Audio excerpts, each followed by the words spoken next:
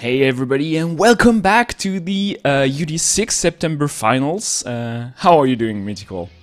I'm doing great. I'm on the edge of my seat. Not literally. I would be a little closer to the camera if I was.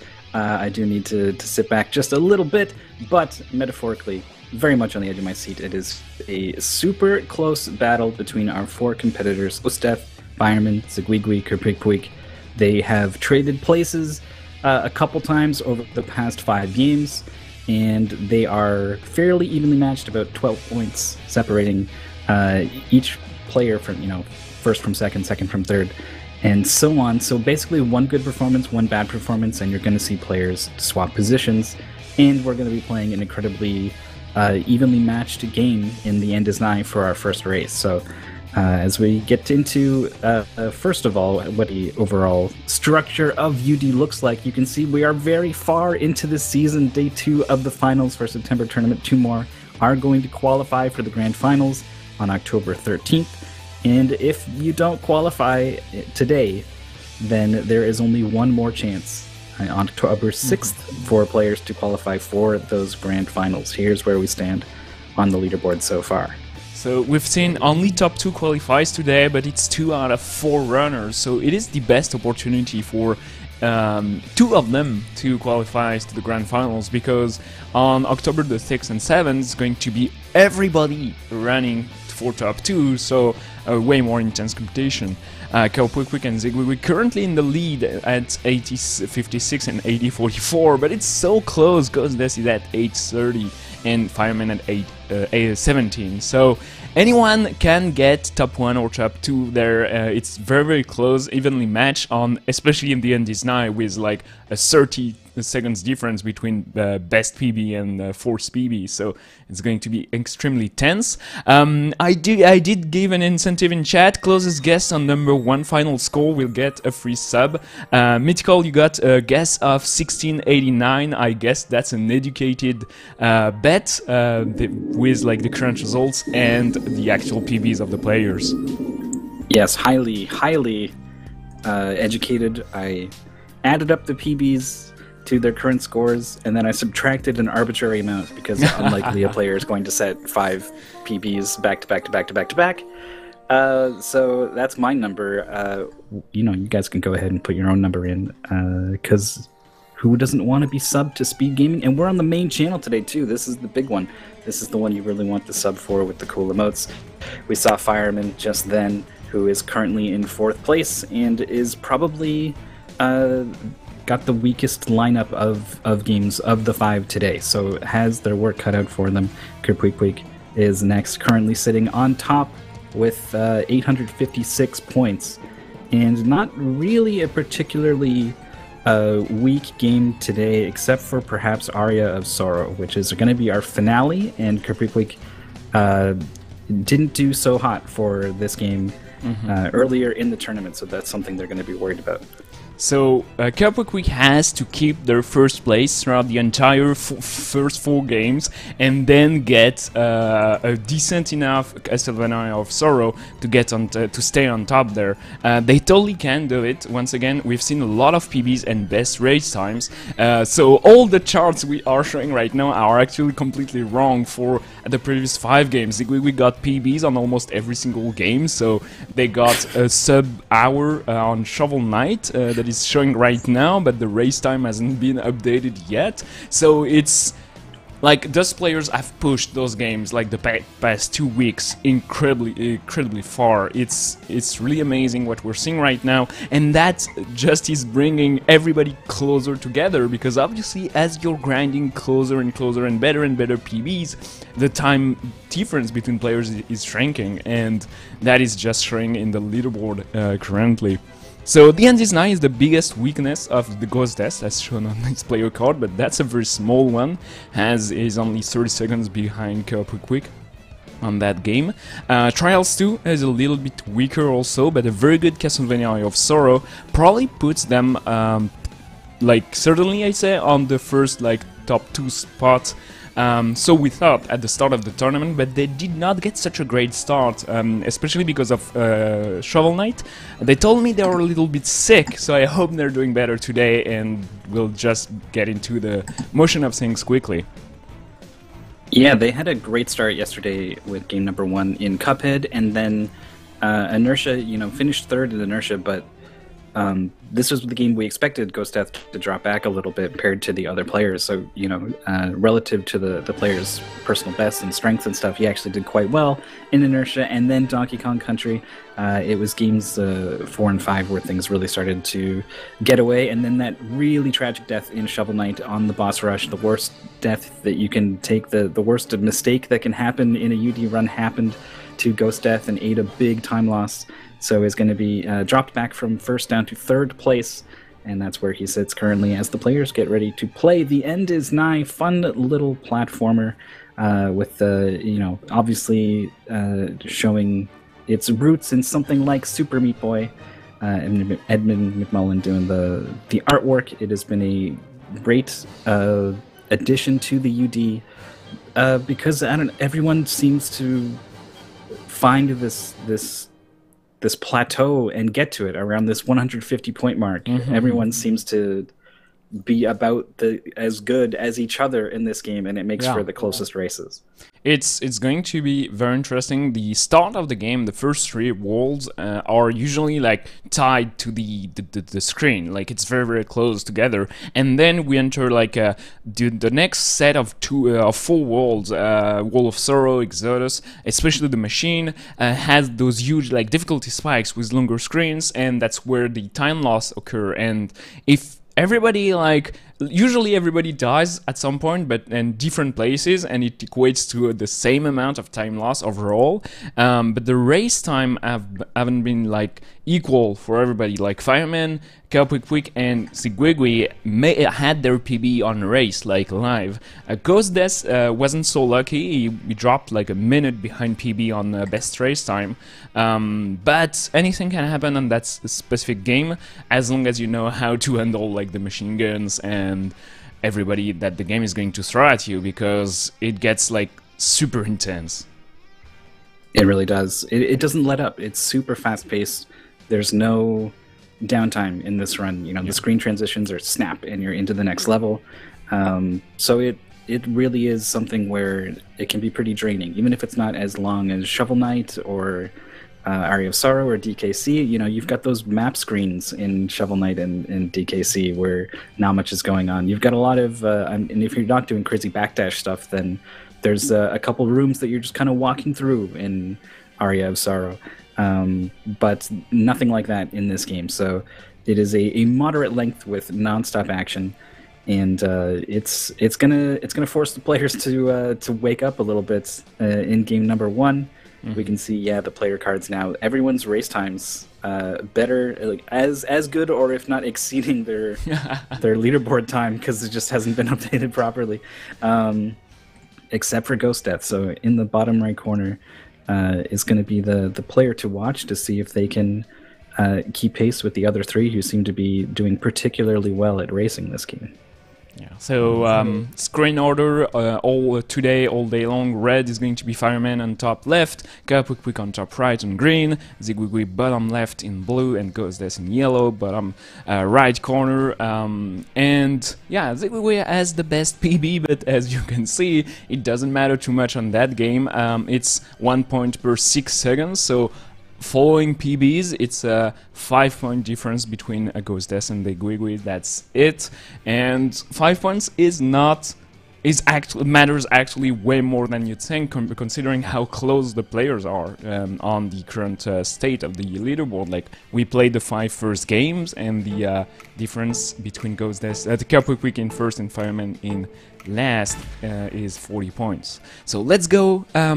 It starts with a cute intro, fake reboot, and we move on to the end. The fitting name for the start of the game. It's pretty simple, straightforward platforming, except for you can't... there's no wall jumps like you would expect if you were a Super Meat Boy fan. You can hang on these ledges and jump off of them, and that's kind of the crux of optimizing a lot of the movement in this game, particularly in this area. This first initial area is your fast fall, which will help you get back up onto whatever ledge you're trying to get to next. If you jump over it, the fast fall will let you catch it sooner. And then jumping off of ledges, you get a faster horizontal speed on your jump, pretty quick with a minor mistake there, not quite catching a ledge. But you're basically just trying to fast fall onto ledges as soon as possible, then jump off ledges as soon as possible. And in some cases, you're actually going out of your way to grab ledges and jump off of them for the increased speed. And so it gives you something to do constantly. Even in these relatively straightforward levels, you're constantly hitting these fast falls and ledge grabs. And there's little bits of time to be saved all over the place with pretty much every single one. Yeah, it matters way more than it looks. Like the fast falls are almost invisible, but they equate to a lot of cycle saves here and there, and just like overall better movement.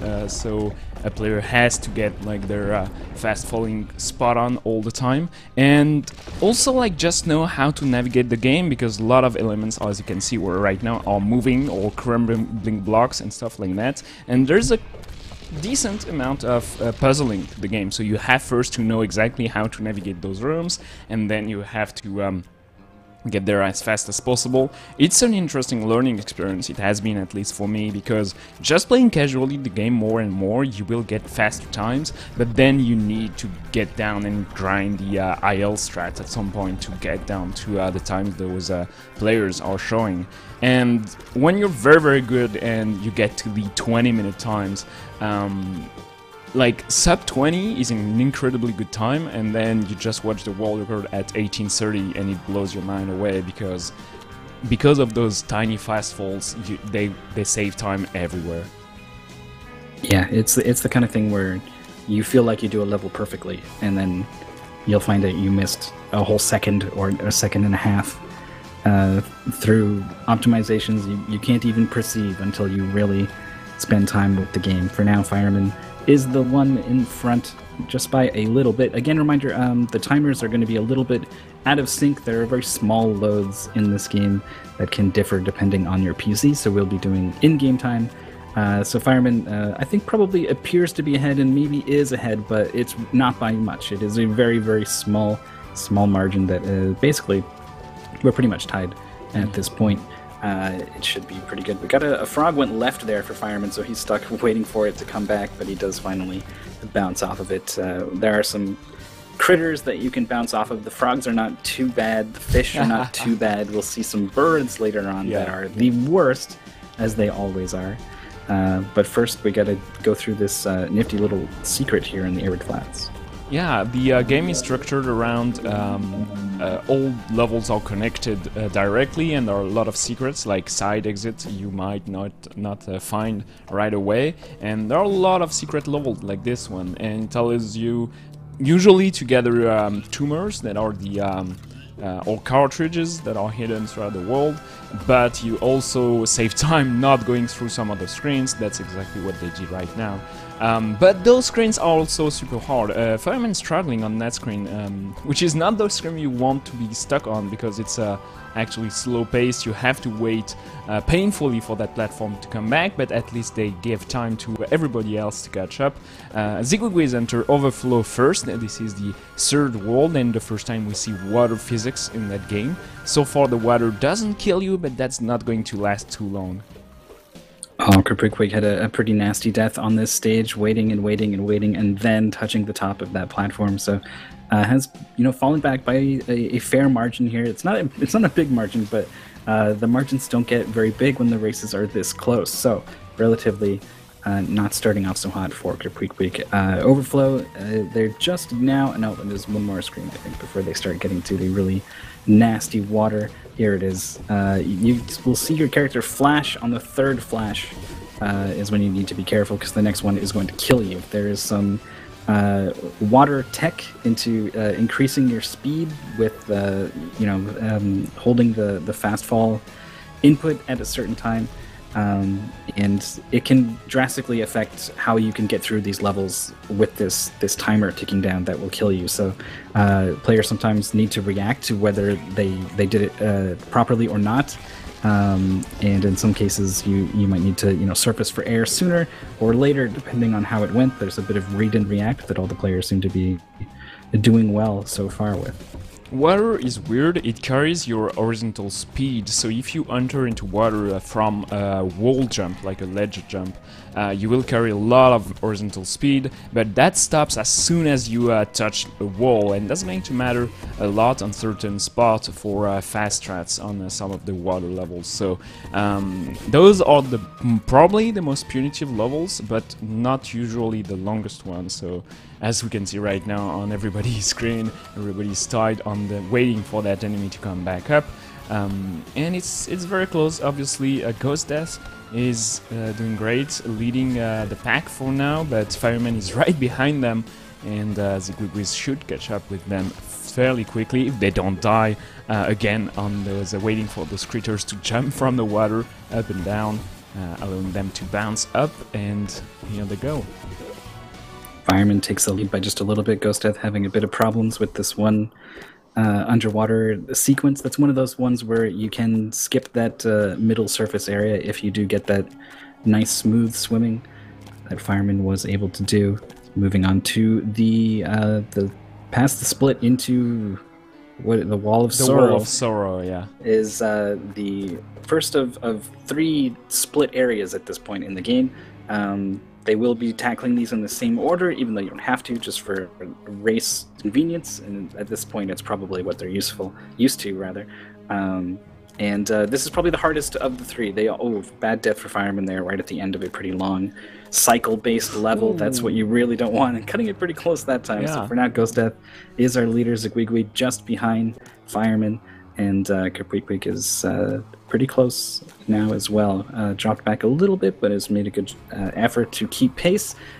This will lead to the SS Exodus, which is the sort of where we'll pick up the first part of our friend, which is the goal for the UD is going to be friend %. We want to make a friend going to these 3 areas and picking up whatever weird key piece of him that we need. Fireman scared me a little bit there, dropping down to a ledge rather than jumping straight through, but it worked for him, and he's going to be able to beat this really long level. Because they're still leading.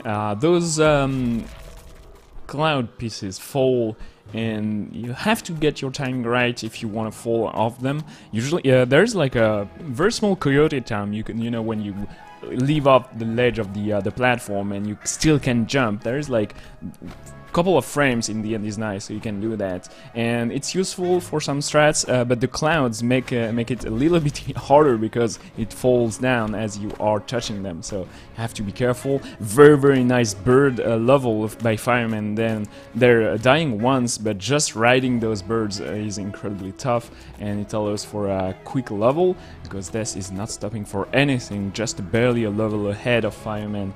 And Kerpweekwig is taking the long way, dying on the far top right part of the screen. They're a long way back and has to deal with those 2 birds. So apparently knows very well the patterns and finally makes it. Yeah, it's if you are the kind of player who goes for the ride on the birds, either all the way or halfway, you're a lot less familiar with what the birds are going to do if you mess up. But if you don't plan on doing that the way that Quig was, that room is probably much more consistent. You're much more comfortable with where the birds are going to be and what they're going to do. So it can certainly help you in that way. Kerpweekwig with another death to a very nasty bird on a long level. Thankfully, it was not at the top of the level. It was very quick, so not too big a time loss. Unlike Fireman, who just lost a life pretty far into the end of a rather slow level, is dropping back just a little bit. Ghost Death is, was the weakest of the 4. When we played this game earlier in the tournament, and now he is the strongest, already moving on to the Exodus. That bodes well for them because like being first on the first 3 worlds doesn't matter too much, since the second part, like the 6 later worlds, are so much harder, but leaving Wall of Sorrow in first place shows that at least one of the hardest worlds did not put them in any trouble. Missing the skip here, bouncing on those cannonballs is actually as hard as it looks. Actually, you have to get your timing exactly right, but it allows for you to skip 2 screens, which is pretty useful, especially on the Exodus, where everything tries to kill you. Like literally, every moving piece is going to crush you. You have a lot of those machine guns shooting at you, and it's all about timing and proper execution to get past those levels. This one, Exodus 8, is an interesting one. If you go too fast, you are going to jump directly into a bullet, so you have to get your timing right and be patient, pretty much. It is very hard to be patient in this game. We just saw Squeaky taking a pretty nasty death and then followed it up with another, which is very common in this game. Once you make one mistake... Oh, dies again! It's getting a little bit hand. We'll see if he can rally here. And again, that's the same death he took after a death in this room, so they come in pairs. And it's just this phenomenon in this game where you can get into this mindset where you try to go a certain way, and something about it doesn't work, and there's no adjustment that feels like it can be made without totally throwing you off all your muscle memory. I don't know what exactly it is with this, but something about dying in this game causes people to rush in afterwards, and it generally does not go well. So Zguigui was doing a great job of keeping pace with the others, but is now dropped back, been passed by Fireman just a little bit, and Kerpikpik is pretty close as well. So first in the race are number 3 and 4 on the overall tourney so far, so that's exactly the start they needed. Ghostdeath especially, it's probably their weakest game today. They have only strong games, but to get at that point in the competition anyway, you have to be good. They're not like, I know some of the D&D's runners are watching, like commentating maybe on the Discord server currently, and they're not at that level. If you want to see the world record, it's amazing, but UD is about like being able to beat those 10 games in a row, and D&D's is one of those weird games where it's pretty easy to get into, like it's a very fun game and very fun speedrun experience, but being consistent around the 24 minutes is probably exactly what you want to aim for in a UD setting. Anything past that is going to be very, very intense, and you'd have maybe to give up on some other games, so that would not be smart, because once again in the UD you have to be able to beat the 10 games on time. Being good at 9 games and just giving up on the 10th is not going to save you. Like, you're going to lose way too much compared to what you're gaining on being better at 9 games. So Kerpikpik is almost done, and Ghostdeath is starting the retrograde right now with an interesting level at the start. Using the fast falls, you can make that in one cycle, but he's taking it slowly, and that's maybe once again pretty smart. If they, rather than dying on that game, you'd rather like take your time, be patient, and be sure to get there in one piece. Fireman and Zguigui have been struggling with the latter half of the Exodus. They have been passed by Kerpikpik by a fair margin. It was well into retrograde at this point, but all 3 players quite a bit behind Ghostdeath. He is just on fire out of the gate today. This is kind of the opposite of what we might have expected going off of past results, but I guess I'm not surprised to find out that maybe a poor race performance from Ghostdeath, and I mean poor like relative to the others. It was actually pretty good. It was only like 10-15 points or something. It wasn't a meltdown or anything. But he just seems to be very consistent in these races, and of course that counts for so much in the UD, and it's showing here with this very strong performance, taking out the top set of blocks in this sort of puzzle room in retrograde is showing no signs of slowing down. I like those clean execution. This is not the fastest strat, but once again, it's probably the simplest and still does not lose you too much time. Oh, dying here. It's a nasty one because he has to wait for the central pillar to fall down and dies again. Once again, you've said it, like the deaths come in pair. Like, it's pretty easy to get your timing off and then not finding it right away, and you have to... The game does not allow for any approximation. You have to be precise, you have to be exact, especially when you're trying to go fast, so it doesn't surprise me too much. But once again, it doesn't matter too much, but Ghostdeath forfeited all his lead because of those 2 deaths. Like, it looks significant, but actually it's nothing. Like, the lead of Ghost Death currently is just a few seconds, and right now he got passed by Quick. Quick is currently our leader on the leaderboard, and was, started out pretty far back. It was looking like we were going to get the players were maybe going to change places. We were going to see the further back players do well and the further up players do worse, and it was going to be an exciting tie heading into game number 7. And Quick says, no, I'm going to rally off of that rough start. I am going to show you what I'm capable of, and is currently showing us he's capable of waiting very patiently for a platform to move. I think he kind of missed a cycle there, but that's good, honestly. It is very easy to lose your patience in this game, so I think it is a pretty good sign that Quick was able to restrain himself and wait for the cycle as necessary. Yeah, Ziggy did not go patient on that specific screen and actually died trying to go too fast. So being patient and knowing the exact pace at which the game is moving is pretty important. It's probably the biggest difficulty in a lot of platformers. Like, to me, on Shovel Knight, the game is a little bit slower paced than I like, and the game makes you go a little bit slower and you have to take your time at some point. And oh wow, that's a bad one coming out of those gravity wells. Oh, and a nice jump there using a trick with the fast fall button and grabbing the top ledge. We've seen a lot of players struggle on that specific screen, and Ghost Death is right behind them. Quick entering one of the longest screen of the game, hesitating a little bit on the top of the screen there to wait for those bullets to give them a good cycle. Yeah, this is exactly the kind of patience that we were just highlighting. Very cool to see. This is one of the longest levels. It doesn't really look like it should be. It looks like a straight shot, but it's 6 straight shots, left, right, left, or 5, I guess. But it is actually quite a long level, going to both sides and working your way back. And a death there is one of the worst you can take, especially off of those last few spikes that are in the middle section. Looks like Fireman had no problems. Looks he is doing very well. Caught up by a fair margin. Quick showing off this structure of the level kind of shows you that you're snaking around and revisiting old rooms, but you're in like a different part of the same room. It's a cute little thing there, but he is in first, and Ghost Death and Fireman are very close to each other. Ghost Death just ahead of Fireman in second. Fireman third, Zigwigwi fourth, Quick now, and another long level. Anytime you have to backtrack, the level gets pretty long, roughly twice as long, and that is when you really want to be worried about death. So that one spike was really giving Quick some hesitation, but he does get over it and through.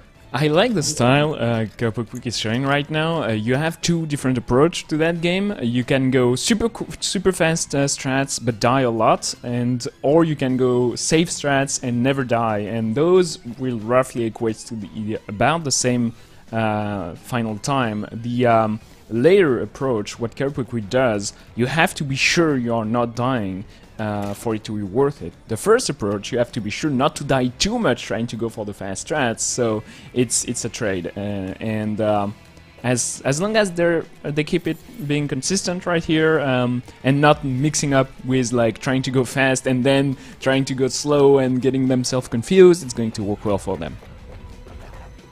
Nice job with the tricky back and forth level, having no problems with the chain chomp-like enemies so far in the machine. Moving on to one of the easiest levels in 16, the bottom half of 16 anyway, not the top half.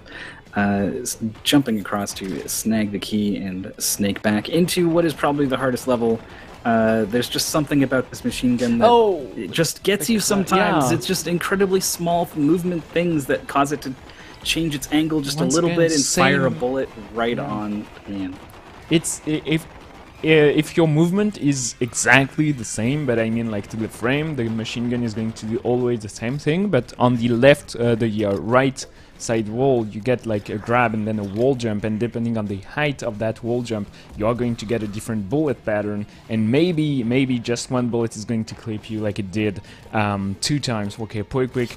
It's not too bad dying there. Sadly, he misses the start button during the when he grabbed the soul and had to wait for the little animation. That's probably like a 2 seconds time loss, nothing major, of course. And they are the first entering the hollows there.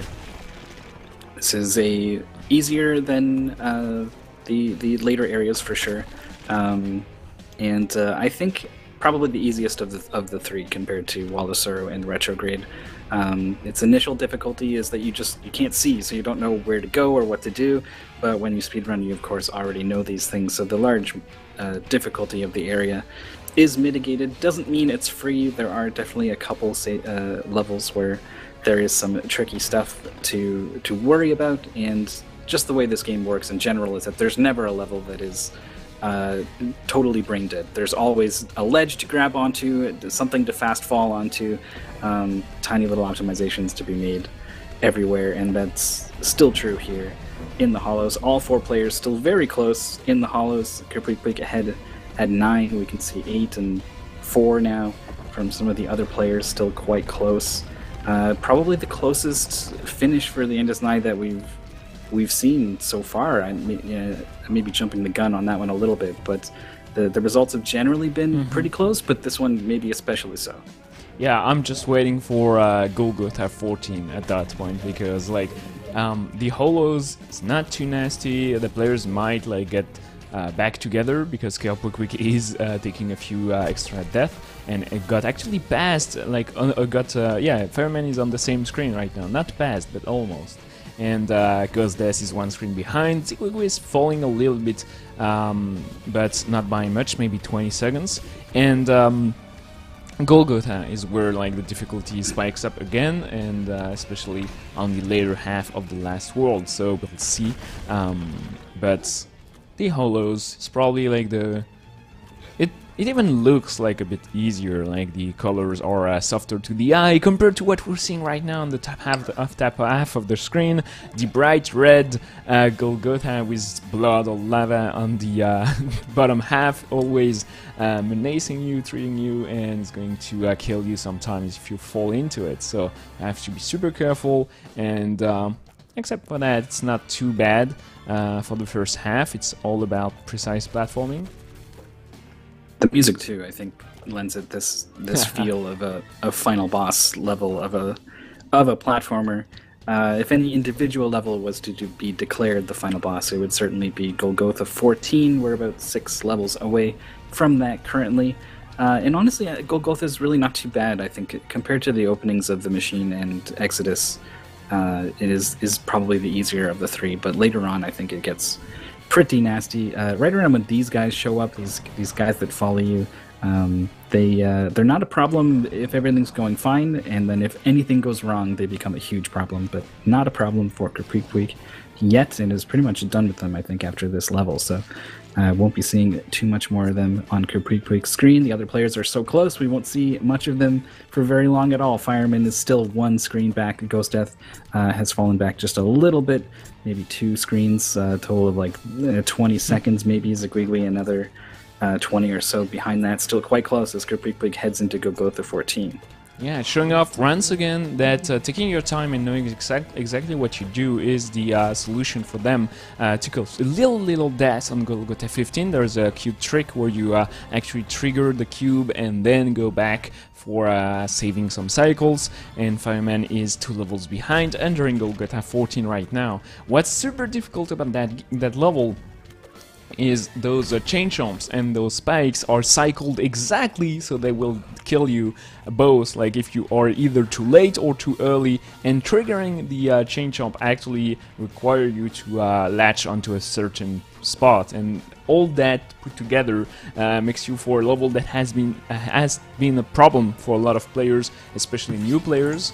And Quick actually getting the body of his friend, coming back to his peaceful home, dying to get to trigger the glitch and build a friend all together, and ending it with a time of 24:17, which is a nice 6 seconds PB for Qualifier.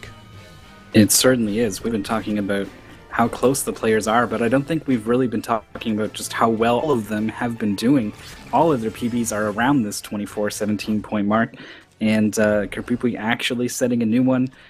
We see now another finish from Fireman, 25-13, finishing just less than a minute back, and the others are hot on their heels. Because Qualifier has been struggling a little bit with that cute trick, like you said, with the block baiting section, is into the later levels. Ghost Death now finishing 25-30-ish or so. Well, he actually gets there pretty quick. 25-27 going to be the final time for Ghost Death, actually very close to Fireman. And Ziguigui needs to pick it up here. Time is ticking, points are falling away, and Ziguigui he's got a couple games here that are his strength, whether it is, which is something that not many players can say. There's a couple players who are not on the same level as the other three, but generally it's three players who are all pretty good at a game. And in the case of Trials, it is the case where all three players are pretty good and one is better than the others, and that is Ziguigui. So he's got this one opportunity to make up ground on the others, and that puts him in a good position, but he really needs to make more use of that than he would, because he has fallen back a little bit here with the end is nigh. Not quite sure what his final time is going to be. We'll take a look at the leaderboard, but we can certainly count on Qualifier, who was in first and finished first again with the PB, to continue to be in first. It's just a matter of how much. Yeah, so not even sub 20, says chat. Obviously, those runners are actually doing incredibly well, considering they're running all 10 games in the same weekend. But if you are interested in the end is nigh, the community pushed the game super far down, so there is something to be said about that. So for the current standing, passing the 1000 points mark after 6 game Qualifier with a PB at 24:17 keeps the lead and increases the gap with second place. Ziguigui, even if they fell behind with a 26:12, stays on second place with a 9:82, but getting caught up very closely by Ghost Death with the final score at 9:75 and Fireman at 9:64. So it's getting, like, the story being told there is interesting. Spectrable is still, so far, the great decider for the order of the current standing. Like, it follows Spectrable final race result, but the scores are getting super close together. And next up is a story about my uncle, which shows way bigger differences between PBs amongst those 4 players. Yeah, this is what I was talking about with the 3 players doing one not so much. We got 188 points for both Ghost Death and Qualifier. Fireman has a 185, just 3 points back.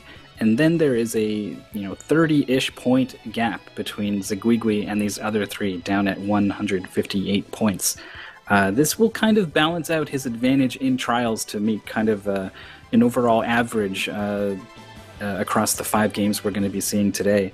And I actually took a look at what happens if you take Spectraball out of the equation, actually. And because you were saying everyone was basically everyone was even, and then Spectraball decides everything. So I took out Spectraball, and 3 players were within like 5 points of each other. So it actually ended up being quite true.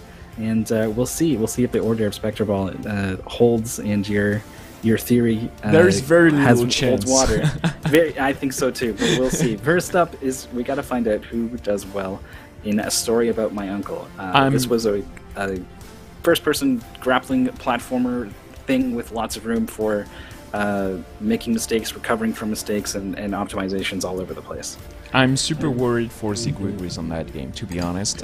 They've been doing great on a lot of games, but their best race time is 38 minutes, which is a 117 points score compared to 160 for Ghost Death, 175 for Fireman, and 183 for Qualifier. It's a big strength for Qualifier, and they're currently already in first place. So it is going to be rough, maybe for some of the players. Maybe Qualifier is going to increase their lead. That's to be seen, obviously.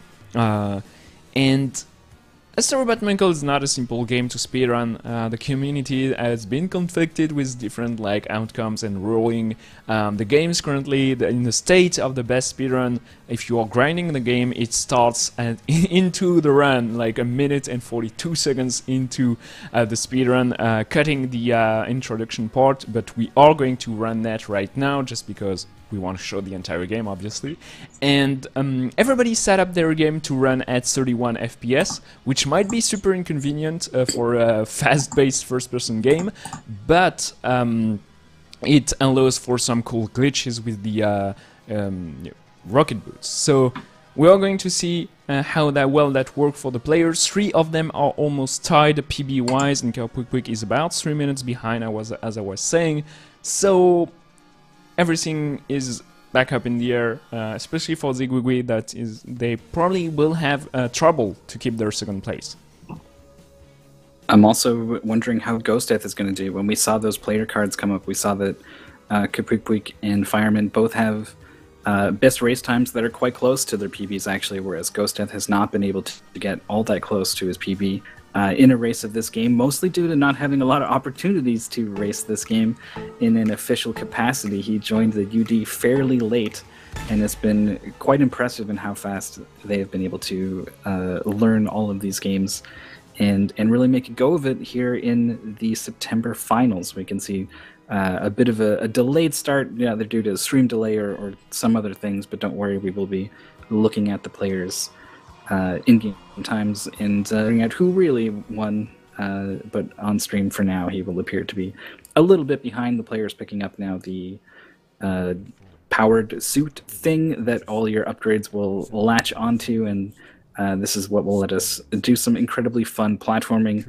in this ridiculous garbage world thing that your uncle made. They're stepping onto this teleporter, which so far your uncle made to dispose of garbage, and it ends up taking you to a whole world. He didn't even know what he was doing with this, but he goes in there, finds out his garbage has grown into an entire world with a race of people, and there's a fun world to explore, and it's a cute premise, but we're not going to see too much of it in the speedrun. I love the premise of that game because it's so close to reality. Like it's a little bit too close for comfort, where someone is inventing something awesome and then does something super stupid with it. Like they created an entire world with a teleporter to get into it, and the only thing they made out of is a garbage disposal system. So it's interesting, and we are jumping into the fantastic world our uncle created almost for us. They built for us a nice suit that allows you to forward jump and forward like to make big leaps, like we can see right now, and big jumps by holding the right mouse button. And it's pretty cool because we are pretty much ignoring everything the level designer set up for us, except we have to deal with the gigantic cycles they put up there. So everybody, Fireman, sorry, on the top left corner is missing the first cycle, whereas Quick is actually making it just now. So Zigwiz is exactly tied with everybody else, and Ghost Death is, because of the delayed start, just appears to be a little bit behind. Is able to get up there on that cycle that he was on. All the players, another cycle with these platforms circling around. You can go either way, counterclockwise or clockwise. But Zigwigwi is didn't see either platform on the sides, just had one right in front of him, so he's forced to land on it and wait a little bit. The other players have already beat him to the grappling hook, which is the big thing in this game. It is there's a lot of different types of grappling hooks in this game. It is the one that latches to a point and starts kind of pulling you towards that point. There's not a lot of using it to swing, but you can cancel the grapple, or maybe not cancel. Yeah, I guess you have to cancel it, but the speed you get from it you can maintain after letting go of the grapple, and that is the crux of a lot of tricks, especially because you're usually grappling onto some sort of surface, and that means you're barreling towards that surface. So you're probably going to hit it if you try to cancel your grapple too late. But if you just brush past it with your shoulder, it can actually give you a speed boost and let you do some pretty crazy things. Interestingly enough, on the bottom left of the screen, Zigui is not going for the out of bound, whereas Ghost has just got it down right now, getting a very nice and pleasant time save, not having to deal with universal cycles. Quick is trying to grapple on that top of the rock, so they can grapple barely on the top bridge there, and where is the second charge of the grappling beam waiting for you. Fireman just got that right now, and now we are opening up to something pretty cool. You can save yourself pretty much if you make a mistake, and we are going some of it right surely during the run. The start of the run is pretty nasty for you because every failed jump is going to kill you and cost you a lot of time. Right now, with 2 grapple charges, you can pretty much save yourself every time just by grappling on the correct spot. Obviously, we are still going to see some people dying, but it gets safer at that point. Yeah, like right after you get the grapple, of course they want you to use it, the second grapple rather. They want you to use it, so they design some areas around having to use both to get across, and so you don't have that extra one. But pretty soon there are some opportunities to use it to save yourself, and that especially opens up once you get a third grapple and the rocket boots and all kinds of things. And so we have seen some pretty amazing moments, people racing this game, saving themselves, especially in some of the stuff you can do in the ice caves. But for now, they are in the first area, Sanctuary. It is maybe the hardest to optimize and do correctly in a speedrun. Fireman letting go of the rock, despite not actually really seeing what he was going to be grappling onto next, but he does find that grapple point, and I think he's going to be the first one to reach the end of Sanctuary. Is just needs to find some solid ground here, and then run towards the next trigger. But once this trigger starts, you'll see some text at the bottom of the screen, and then that's when, you can kind of mess around and do whatever you want. The game will eventually load you into the next area. Okay, Fireman first, Quick barely seconds after, Ghost Death touching the cutscene, also cutscene box also, and Zigui is a few seconds behind. It's normal, I'd say. It's following PBs, and the first level is, as you said, probably the hardest to optimize, so it's probably where the most time loss is going to happen for a lot of people, like just due to tiny optimization, but the big time loss might occur during the level 3, the chasms, where there's like that huge skip that skips you also lots of stuff, but all the checkpoints, obviously. Before that, we have to wait and suffer through the Maddie cutscenes. The game is clearly story-driven, and when you're speedrunning, it also means that you have to wait and just like read, enjoy whatever the game has to offer during those cutscenes, whether it being glitches, seeing into Maddie's brain, or just like enjoying the view like Zigui is doing right now.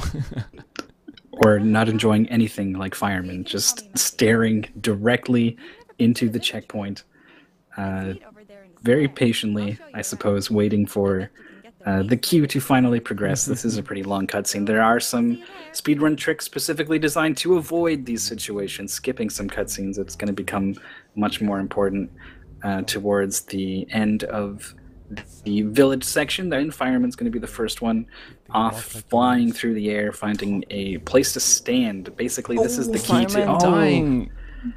That's a big time loss there. That really is. It's, he goes... It's not like he missed a checkpoint or anything, but he's trying to do something that is a little bit unintended, and so it's just a really, really big, long jump he's trying to do. And so to get all the way towards the end of that sequence and then die is when you can lose big time in this game. Yeah, they Fireman reverted to a safer strat, landing on a rock in the middle of the jump. Zigui is going back again after dying once for the edge boost and failing it twice now. That's starting to cost them a lot of time. The level is very short, so Fireman is almost done already, traversing through the village, landing on that small pebble. It's a pretty tough trick, but that recharges you one grapple, so you don't have to go out of your way to land on a small island the level designer put for you on the right there. You just can keep on moving, land on the checkpoint, and there is like a cutscene you can skip by exactly dodging on the right side of the cavern, grab the third crystal and move on here. Very nicely executed by Fireman, not stopping for setting themselves up, which can be tricky usually for those skips that saves you a lot of time but also cost you a lot of time. If you fail them, you will see the runners just take a few extra seconds to be sure they have the correct spot to grapple onto. Fireman's still in the lead by a fair margin. He tends to do very well at these first-person games. There's just something about it that is fundamentally different from any game that doesn't have a first-person perspective. Not seeing relative to the world exactly where you are in the same way, it makes it very hard to then accurately move yourself around in that area. But this is just something that just clicks with Fireman. It's not the first time he's done well in this sort of game. There's also Inertia. It's another game he's very strong in. And it's something that some people really don't get, and is something they struggle with. So he's showing it here today. Yeah, Zigwu lost a lot of time. They got caught on the second cutscene. We've never seen that, I think. And they just had to walk slowly. That was the walk of shame. Because like the cutscene allows you to move freely, so you can look around, but you cannot grapple onto anything, nor you can run. So they had just to walk slowly on the bridges until the dialogue was stopped. And that's costing them a lot of time, actually. They're not recharging their grapple, so we are seeing here the legit way into to the third crystal. I hope they're all going to skip the cutscene here, because that cost a lot of time. I'm not even sure if that touched the checkpoint, actually. I'm scared right now. Well, they got it okay, yeah, so it doesn't matter one way or the other. Nice. Speaking of scary moments, Fireman is going to be able to touch the ground here. He's going to back up for a checkpoint and then go back out and continue the rest of the skip. This is a safety option. Some players will just barrel forwards to the second half of a very difficult skip because the caves are so dark. You can't barely see what you're supposed to be grappling onto. If you're trying to find a visual cue, good luck, because you can't see anything. But somehow the players make it work. He does successfully first try get the second half of the skip, and he does get a checkpoint for his trouble. So Fireman showing no signs of slowing down. Ghost Death as well, getting the first half, looking for the second. And I'm honestly not even sure where Kapwik is right now, but he's clearly doing one of the skips. He's on the first leg, and he is going to make it just okay. It shows how hard it is like to get a good understanding of how the skip works, because you cannot see anything, so you have to get a good like feel of the timing you're spending falling and grappling onto things you cannot not even see. The only cue you have is the cursor is blinking when you can grapple onto something, and Kapwik actually failing the second part of the skip, but thankfully they got the middle point checkpoint you were talking about, and all going to make it maybe on the second attempt, I hope, while Zigwigwi is just barely getting to the end of the second level. That level cost them a lot of time, and I hope it stops quickly, because they cannot like afford to lose too much time. They still will make it in under 40 minutes, I'm 100% sure, but the time goes quickly in the story about my uncle, and the points are pretty expensive today for the second or first place. Yeah, we've already played 5 games, and we've already played 6 games, actually, so this and 3 more are the only places you have to pick up your points. They are becoming more and more precious.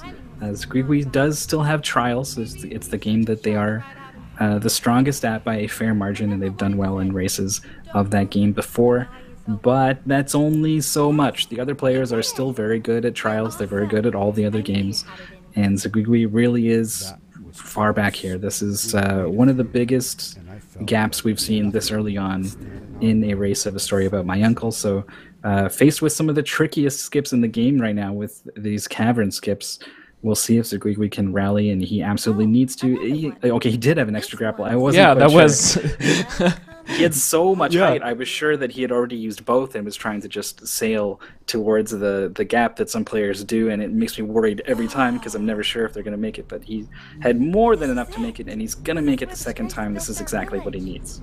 Yeah, this is going pretty nicely for them. First try on the skips, not taking the middle point checkpoint. So I think that's a risky decision, but it paid off for them. So hats off. And I like how they're like shifting the camera when they're grappling onto something. That probably helps them getting a visual cue on when to stop latching on onto something. They're lighting, showing up that you can actually light up the caverns using those weird blue plants, and that's how you're supposed to navigate those that place. But when you know exactly what's there and what's not, you don't really need to.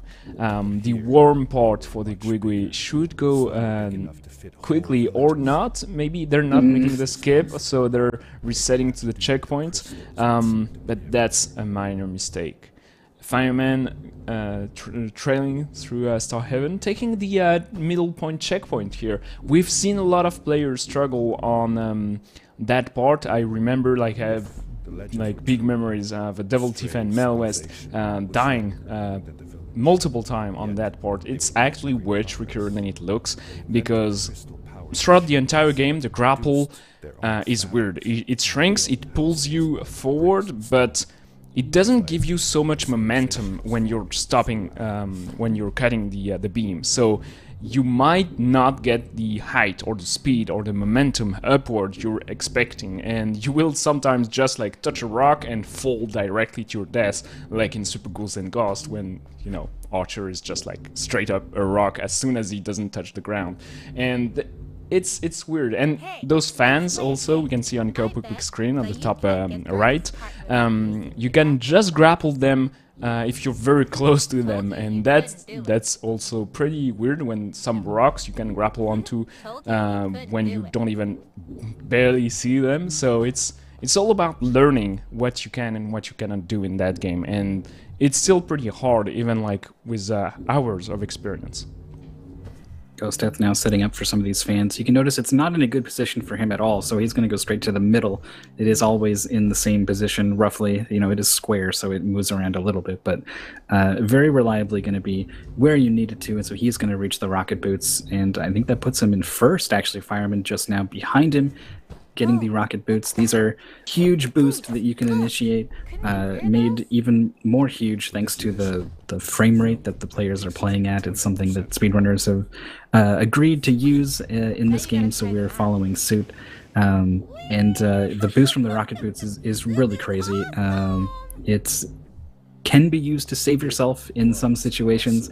Very often it gives you too much of a boost that you'd really rather use a grapple if you can to save yourself, but there's not always something to grapple to, so that is something the players have in their toolkits now. They're kind of fully equipped at this point with their ability to soar through the air. We're seeing Ghostdeath opting not to use his third grapple and instead use the boots so that he can use the third grapple to get a precision landing point. This is something that's pretty common. The players have been making a lot of use of, is using the grapple to pull you towards exactly where you want to land so that you're set up very nicely for your next jump. It is a sequence of jumps that the players are doing, and you know, learning each one and getting good at them is part of the speedrun, but kind of the next step in the speedrun is learning how to effectively, swiftly chain them together in a way that makes it all flow, and that is actually much harder said than done, much easier said than done.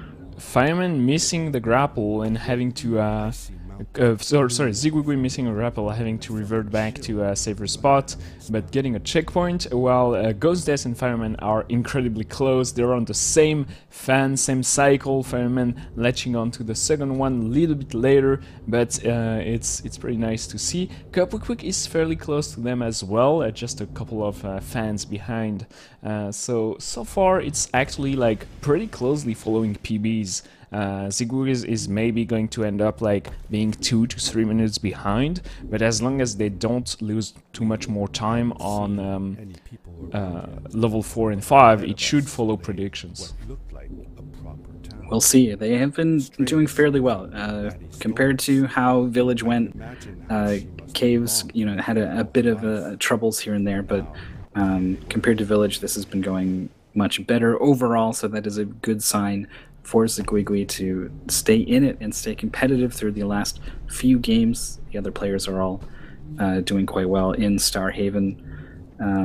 Quite close still between Fireman and Ghost Death. They're giving us a show here. Yeah, it is pretty nice to see. They're using about the same route. You have, like, on Starhaven, multiple paths and multiple rocks to latch onto. Obviously, you want to cut it as close as possible and as short as possible all the time, but sometimes it's not the easiest way to go to, so the players might opt to use different routes. Lots of grappling and power leaping. You have to keep on using those. That's something players and newcomers to the game might forget, but the forward leaps and the power jump are still very, very useful throughout the entire game. Even though you have the boots and the 3 grapple charges, you have to still keep on using all the toolkit you have at your disposal. We are almost at the end of the level here, and everybody should seemingly catch up to each other, because the level ends with this 2 minutes and a half long cutscene, so it should, like, damper a little bit visually the lead currently Fireman and Ghost Death have. Capric latching onto this box. Ghost Death is very close to finding it as well. I do want to correct myself. It was Capric and Ghost Death who were actually quite close. Fireman, the first one to reach the cutscene at the end of Starhaven. The other 2 players on the right side of the screen closing in. Ziguigui is still trailing by a little bit, is able to slingshot himself past that fan, and he feels like he's going to need the rocket, and I think he's right. So that is going to able to get him to that next landing point, and he's going to be ready to move on. He's been moving well for the last little while here in Starhaven, and that's good to see. Capric has now also reached the cutscene, and Ghost Death is on the final sequence here with the fans. He's probably going to be able to land here, I think, and get a refresh, so he's got plenty of grapples as well as rocket boots to play with for this final section. He's going to go ahead and burn them now. Cutscene skip for Ziguigui does go well. There's 2 approaches. You can take one a little safer by falling through a gap and getting reloaded in a place that will let you get around it. Or you can just get really good jumps and soar right over the whole thing, and that's what everyone opted to do this time, and it worked for Ziguigui, who is now really not too far behind. It is a really big gap, but it was looking really grim in the Village, and it's not looking nearly so grim with the Starhaven. It's certainly a great show from Ziguigui, trying to catch up and doing his best on level 4.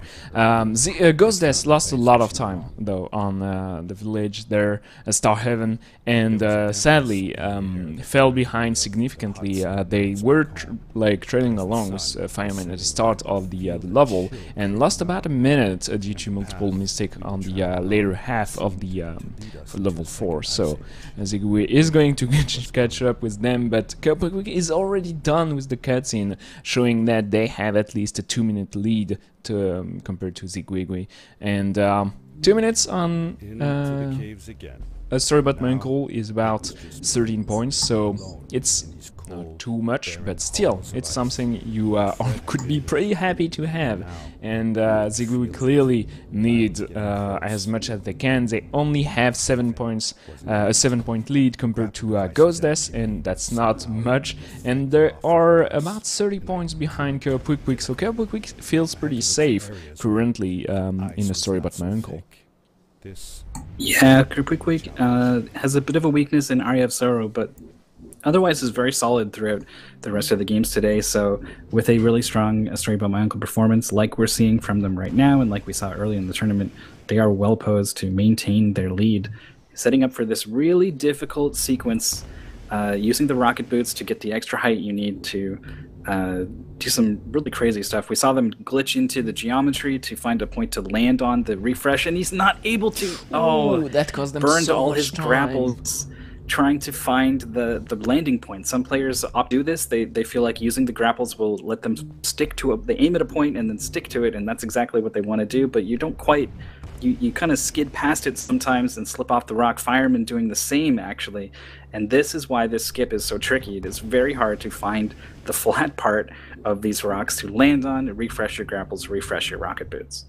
Yeah, it is a tough part, and clearly it's not intended to go that way. You are supposed to screw your way around the pillar, and you have like multiple platforms everywhere, but using intelligently your rocket boots and your grapple, you can actually ignore everything the level designer set up for you. Fireman falling again and having to come back to it, being passed by Ghost Death, who resets also, and that means the lead for everyone else, but Quick is shrinking, and Zigu is actually catching up by doing nothing during the cutscene.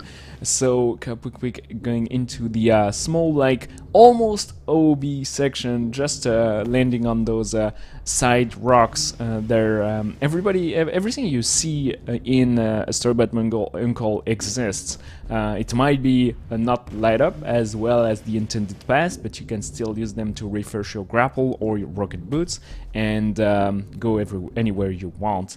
There are a few kill boxes here and there, but if you navigate your way around them, you can do whatever you want, and especially not land on that tiny platform you see on the left on Kapupu's screen, so they don't break their rocket boots. This is a key part of the next section.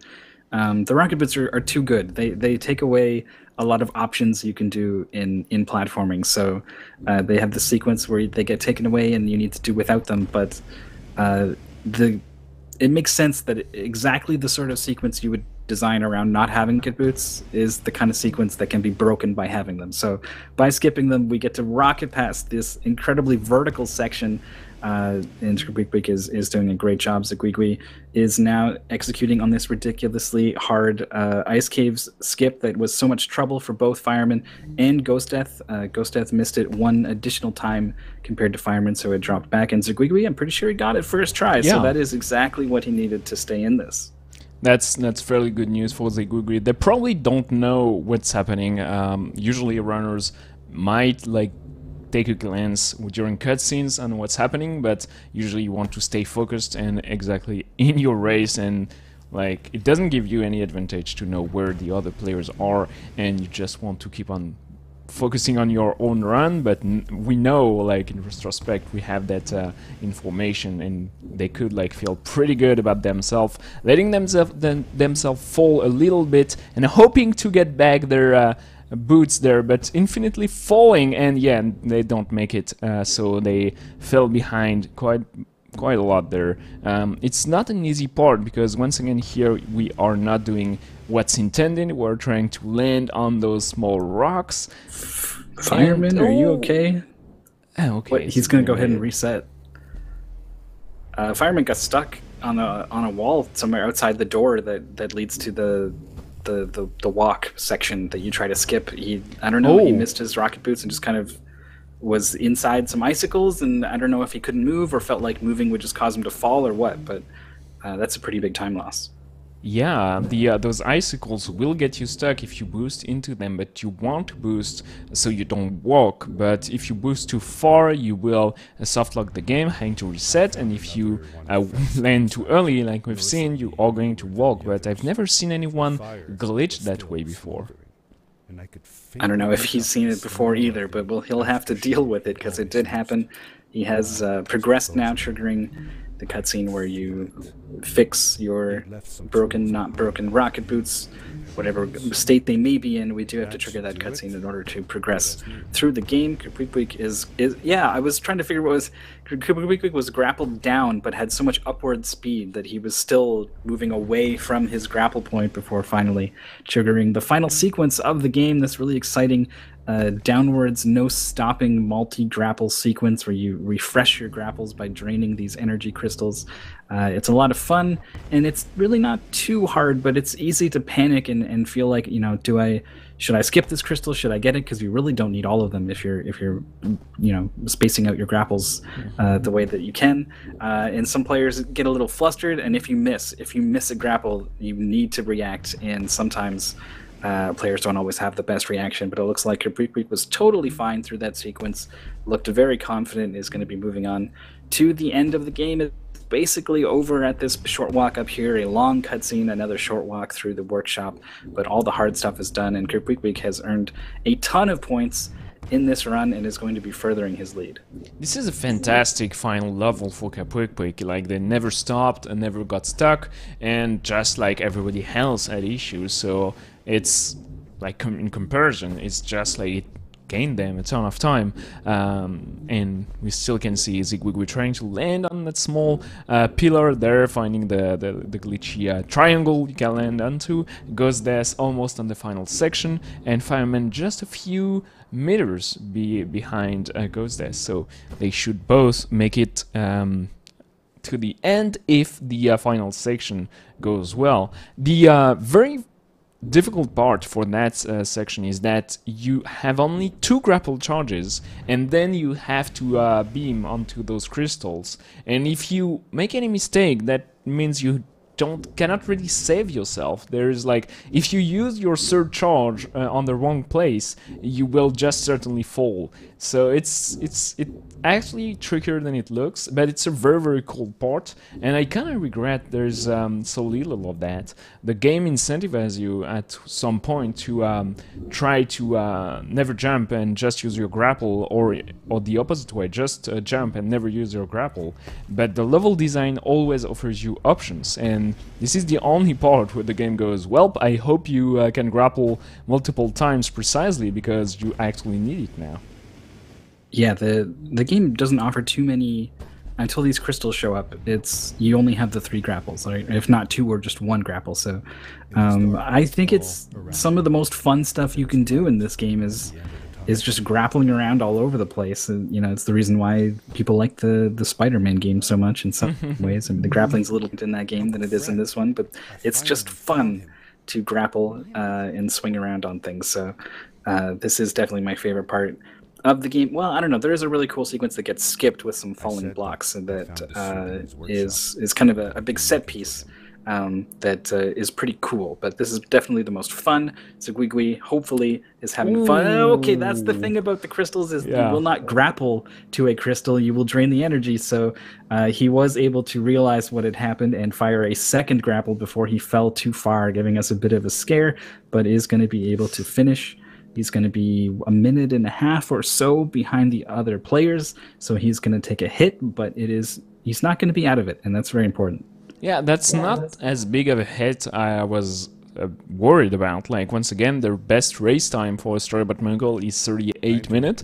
That's probably the game they like the least out of the selection. They said it multiple times. Zigwigwiz is a nice guy, but very vocal about what they dislike, and it's okay, it's normal. You cannot like them all, it's impossible, and that's probably the biggest difficulty of the UD, is that we try to vary as much as possible the games. UD6 is a lot platformer oriented, but still you have like first-person platformers, some more Metroidvania, some more focused toward boss fights, and you cannot like them all. It's impossible. So you have to deal with like playing and speedrunning a game at a high level that you might dislike greatly if you want to get to the finals. So they made a good job leveraging their strengths and their weaknesses, and clearly they did not lose so much time. Maybe Fireman and Ghostdeath were hoping for a better time than that, and Kerpwick is going to be super pleased to see the final results. I'm not exactly sure how long this cutscene is and how long the walk to the workshop is. Zigwigwi's PB is a 34:10, so these, you know, that seems like he's minutes ahead, he's gonna get it, but it really is a long wait for this last sequence, so I'm honestly not sure. Kerpwick showing off what the rest of the game looks like as he walks towards the end here. Some questions about when does time stop. It's this doorway that Kerpwick is heading towards. We will see that time stop for them. I guess you won't see it on stream, but just picture someone clicking a stopwatch. 32:26 or so going to be the time for Kerpwick, something that he can feel happy about, especially with the times that his opponents have put up. He knows he is going to put up 15, maybe not more, like 10 points above these other two players. He's kind of really far ahead now in a way that makes me wonder if this is turning into a battle for second, kind of like we saw in the July tournament with Devil Tifa starting to run away with things and it being a bit of a scramble to see who would get second place. Maybe a little bit too early to call it, especially with Aria of Sorrow still left to play as the finale, as one of the games that Grip Week is weakest on, but has done a fantastic job of earning a whole bunch of points. We're seeing workshop walks now for Ghost Death.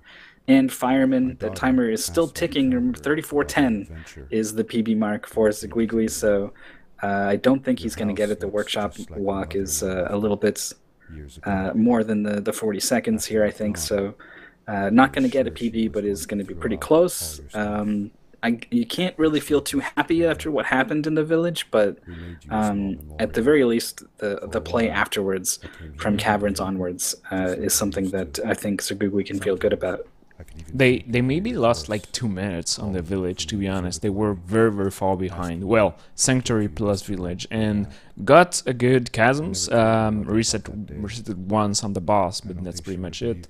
Then like the Star Heaven is always a swing and miss, pretty much for everybody. It's very difficult to get a perfect run of that level, so Ghost fell down a little bit there, but not by much. And just like the ice caves got everybody a little bit, but Quick, that's why they are so much far ahead. Probably with the final time around 32:30, they will be about 2.5 minutes ahead of the Ziguigui. Yeah, 2 minutes corresponds to, as I realize I'm not scrolled onto the right thing, that's 20 points. So we're looking at 24 points or something. That's a fair chunk of points. I'm not sure if this is, if Ziguigui was hoping to get first in this tournament, that just got a whole lot harder, but second place is still within reach. We'll take a look at the leaderboards and get a clearer picture of how things have gone. We can see Fireman in chat who had never encountered the bug of being stuck in the wall, like we've pointed out. That sucks, honestly. Yeah, that's the kind of things that sadly will happen only during races, that you cannot, there's no way to deal with that. It's just a bug that glitches you being stuck, and then you have to just reset and react as quickly as possible, and that's something they did fairly well. Like, you have to notice, okay, this is not normal, I should like stop it right now and reset. I lost 30 seconds, but there's no way around that. So it's not too bad in the grand scheme of things, but that might cost them the second place somehow, and I really hope not. Yes, I hope not too. We'll take a look at the leaderboard and see where things stand. Obviously, Grip still ahead, 5 points ahead with just 3 games left to play. Got to be feeling pretty good about that.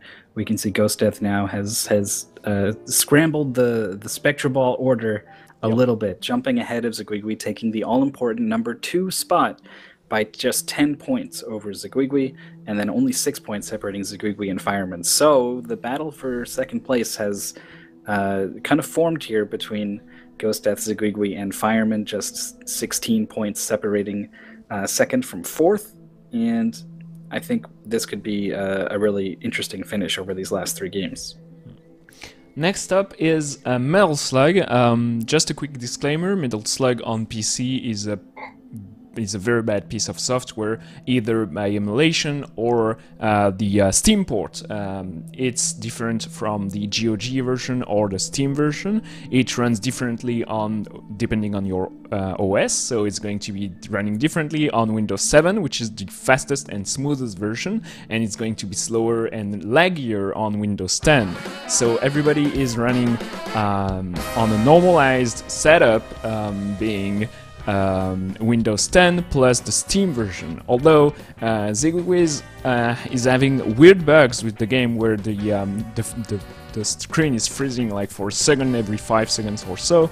So he's going to run on a different version.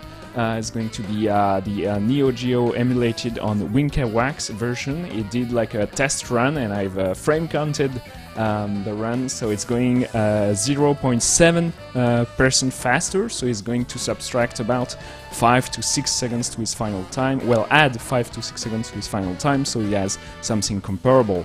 But it's a mess. I do not know what happened. If anyone from Dotemu could reach me out and explain to me what the hell is happening with that game, I would love it.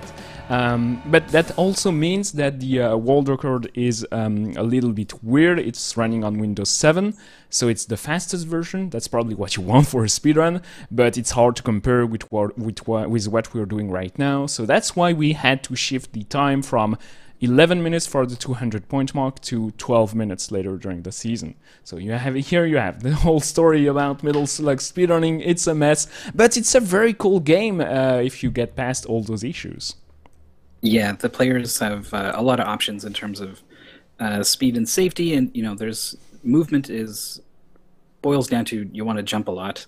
Jumping is much faster than walking for whatever reason, but maybe it's tied to the glorious animations and sprites in this game. They probably made a walk animation and then felt like that walk animation should only go so fast because that's what makes it look the best, and then it turns out to be quite slow when you're really trying to hustle in a speedrun. But there is a ton of when do I jump, how do I jump, what do I worry about, because there is some really important things in terms of routing, in terms of resource management. You've only got so many bombs, you've only got so many weapons, they come at certain times, and you lose them if you die, and you die in one hit. So it is very important to maintain your focus at key points to maintain the resources that you need in order to just blow past certain bosses. The difference in boss fights when you've got what you need and when you don't is huge, and it's the reason why I'm not really too concerned about what the players' PBs are in this game. Fireman has got, this is a game he's had, he's almost always not been the top player in this game compared to the others. It's something he's a bit of a weakness for him, but really it's the player who keeps the rocket, or the shotgun rather, and the bombs for the final boss. It's the player who keeps 30 bombs for the snow forest boss. I think it's the fourth boss. These are the things that really matter, and your PB only reflects when everything went right for you, basically, and it doesn't really reflect how often you can make these things happen in a race. So this is the one that I think could be a bit of a scramble, where I'm really not sure what's going to happen. It's the one that I'm maybe most excited to see in a lot of ways. It's a cool game, and the core thing about knowing exactly where the bullets are going to be and you matrix your way around those is pretty cool. Like, you have to know exactly what's going to hit you before it's even up on screen, because everything is moving so fast. So it's all about precise positioning and being exactly spot on with your execution. It's going to be impossible almost at some points. The start of level 6 is a mess. It's a gigantic bridge with so many enemies, and it's pretty interesting. So here we can see different versions. Zigwigwiz on the bottom left screen is on the arcade version, Neo Geo emulated. So everybody else is on the PC version, and so it's going to be to have a little bit different visual differences, but nothing much, except that the game is the same.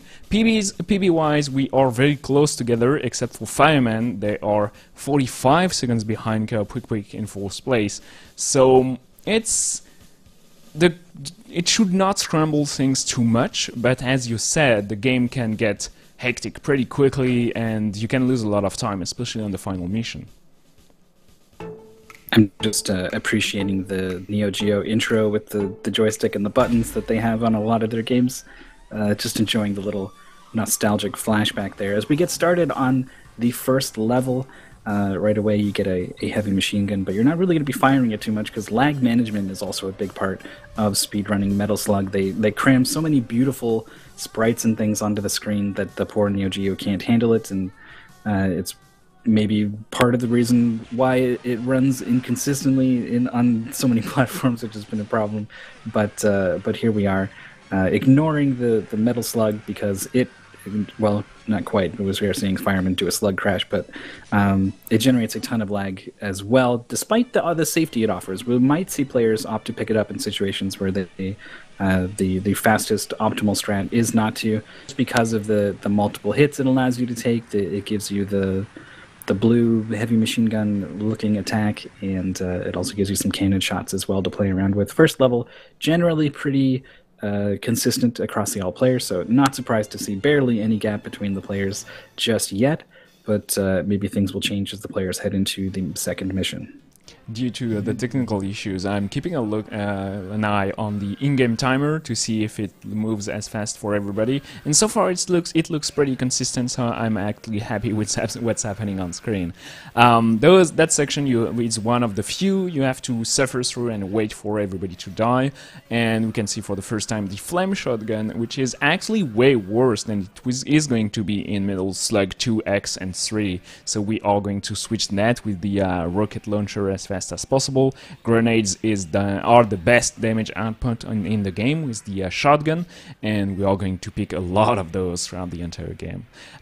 Boat section is going to offer you a lot of weapon option, but the idea is to know exactly when they're actually vulnerable, because that boat specifically did not take any damage until it actually stopped on screen, whereas the third boat is going to take damage as soon as it exists, which is pretty important to know.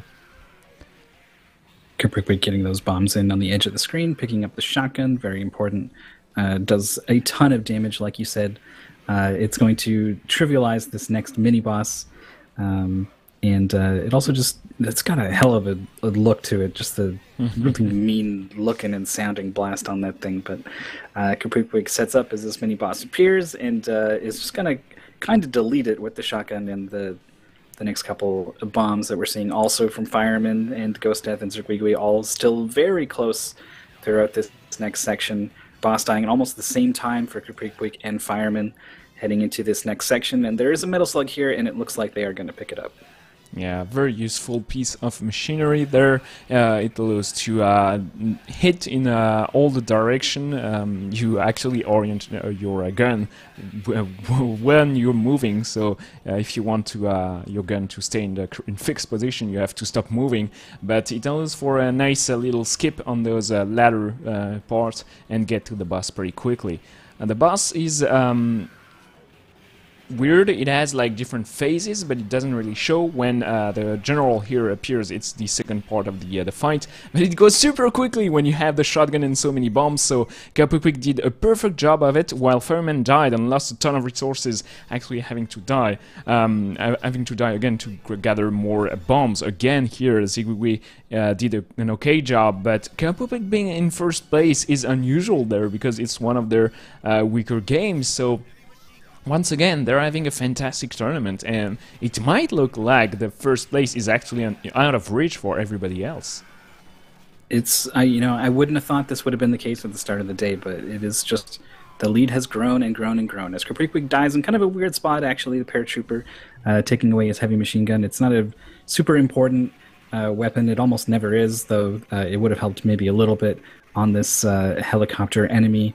Going to be setting up a interesting little trick, I guess. It's not often you get to do things like this, but in this game right here you can die and get respawned up on top of that ledge just to speed things up a little bit. And Quick dies, unable to find the ledge after raising the door, and is starting to drop back just a little bit compared to some of the other players, actually in sync with Fireman again.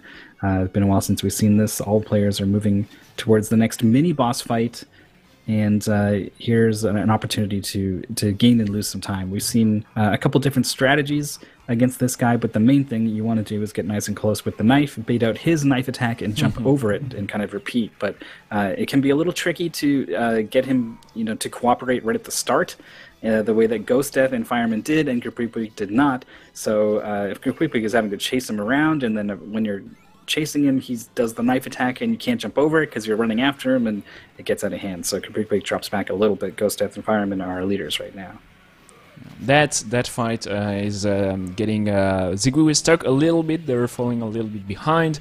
Quick is going to have to be careful now because they have the shotgun plus 18 bombs. It's pretty important to know exactly where to use those so you have exactly all the resources you need for the boss. Fireman dying here, I guess intentionally, so they get back 10 bombs and a heavy machine gun, and Ghostdeath and Quick are in sync, doing exactly the same thing, because that game is on rail. Actually, the speedrunning is really following following exactly the correct inputs all the time. Even if it feels like it has room for improvisation, it kind of doesn't, and you want to know exactly how to hit the enemies and where to position yourself so you make the best use out of your resources.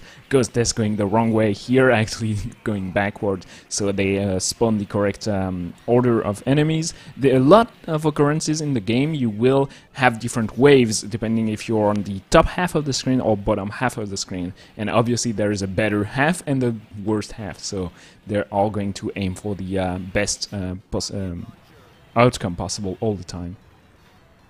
We can see the Metal Slug has an interesting property of having more than 2 bombs on screen at the time, and so if you thought it was the best source of damage outside of a Metal Slug, it becomes absolutely incredible inside the Metal Slug. It lets you just totally destroy this boss. That can be a real problem, actually, if you don't have enough bombs. We saw Fireman having to just jump and shoot down with the heavy machine gun, but thankfully managed to do enough work that it only took so long before he was able to clean up and finish that boss. Zigui, who dropped back over the next couple games, or the past couple games rather, is the furthest back here in Metal Slug. There is still a major opportunity to gain and lose time in the form of the final boss fight, but dying on this fight and not having the resources you need to make it happen is really bad. This is really starting to hurt his chances at making a go at that second place. Another death. He's going to get some more bombs, but he did find the last hit boss. On the boss, it was a double kill, so nice. It's the best outcome for them because the boss is dying while they have their death animation, so they did not lose too much time to that. But level 4 is so short that Quick is already done while Zigui is just starting right now. Quick actually whiffing some grenades. He did not have any more, so you can see the cute animation where Marco is actually trying to throw something he doesn't have. Fireman and Ghostdeath starting the fight at the same time, and you have so many resources gathered during levels 4 that it's not a problem whatsoever. Zigui died again, sadly. It's actually tricky to get past those guys. You have to land on the crate and then jump immediately again, but the jumps in Metal Slug are fairly imprecise. They're super quick and your hitbox is kind of weird, so it's not unusual to see someone miss that jump. It is really weird to control this game. Thankfully, there's some sequences where there's a lot of just holding right and you're jumping, but anytime you need any kind of finesse on your jump, you will find it very hard to control yourself, which is why players will often, despite jumping being much faster than walking, you will see them keep their feet on the ground just to increase their precision in terms of where they are on the screen, and also how easily they can react to things like bullets and projectiles and things like that you can expect to be in certain places at certain times, but it's always going to be a little different every run of this game. There's so many enemies and they all don't quite follow the same script, so we talked about how there's not a lot of improvisation. Generally, if you are improvising, something went wrong and you're in trouble.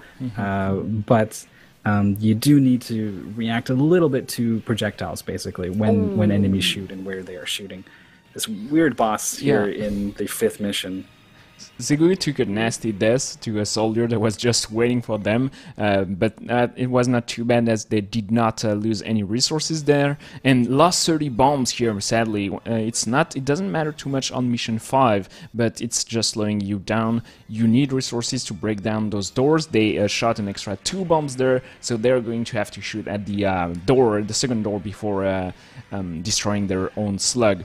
Ghostdeath got the skip here, very nice, and got the shotgun. It is a random drop. You can have either nothing, a flame shotgun, or a shotgun. I'm not sure if it's truly random or if it is decided by positioning or anything, but it appears to be so. He dies and loses said shotgun, very important. Fireman also got the skip, also died and lost it. This is the hardest part of the game, really, I think. Just look at everything that's on screen. It's insane. Once you lose that shotgun, you start to lose a bunch of time, and it's very easy to lose that shotgun. So this is a key moment. This was a chance for anyone to pull ahead, and it looks like everyone has missed the opportunity for a big-time game. Kaprik was the first one to get into this sequence. It seems to be pretty much tied with the other runners. He is going to be advancing to the final sequence with these guys on the raft, but not before Ghost Death gets there, just frames before him.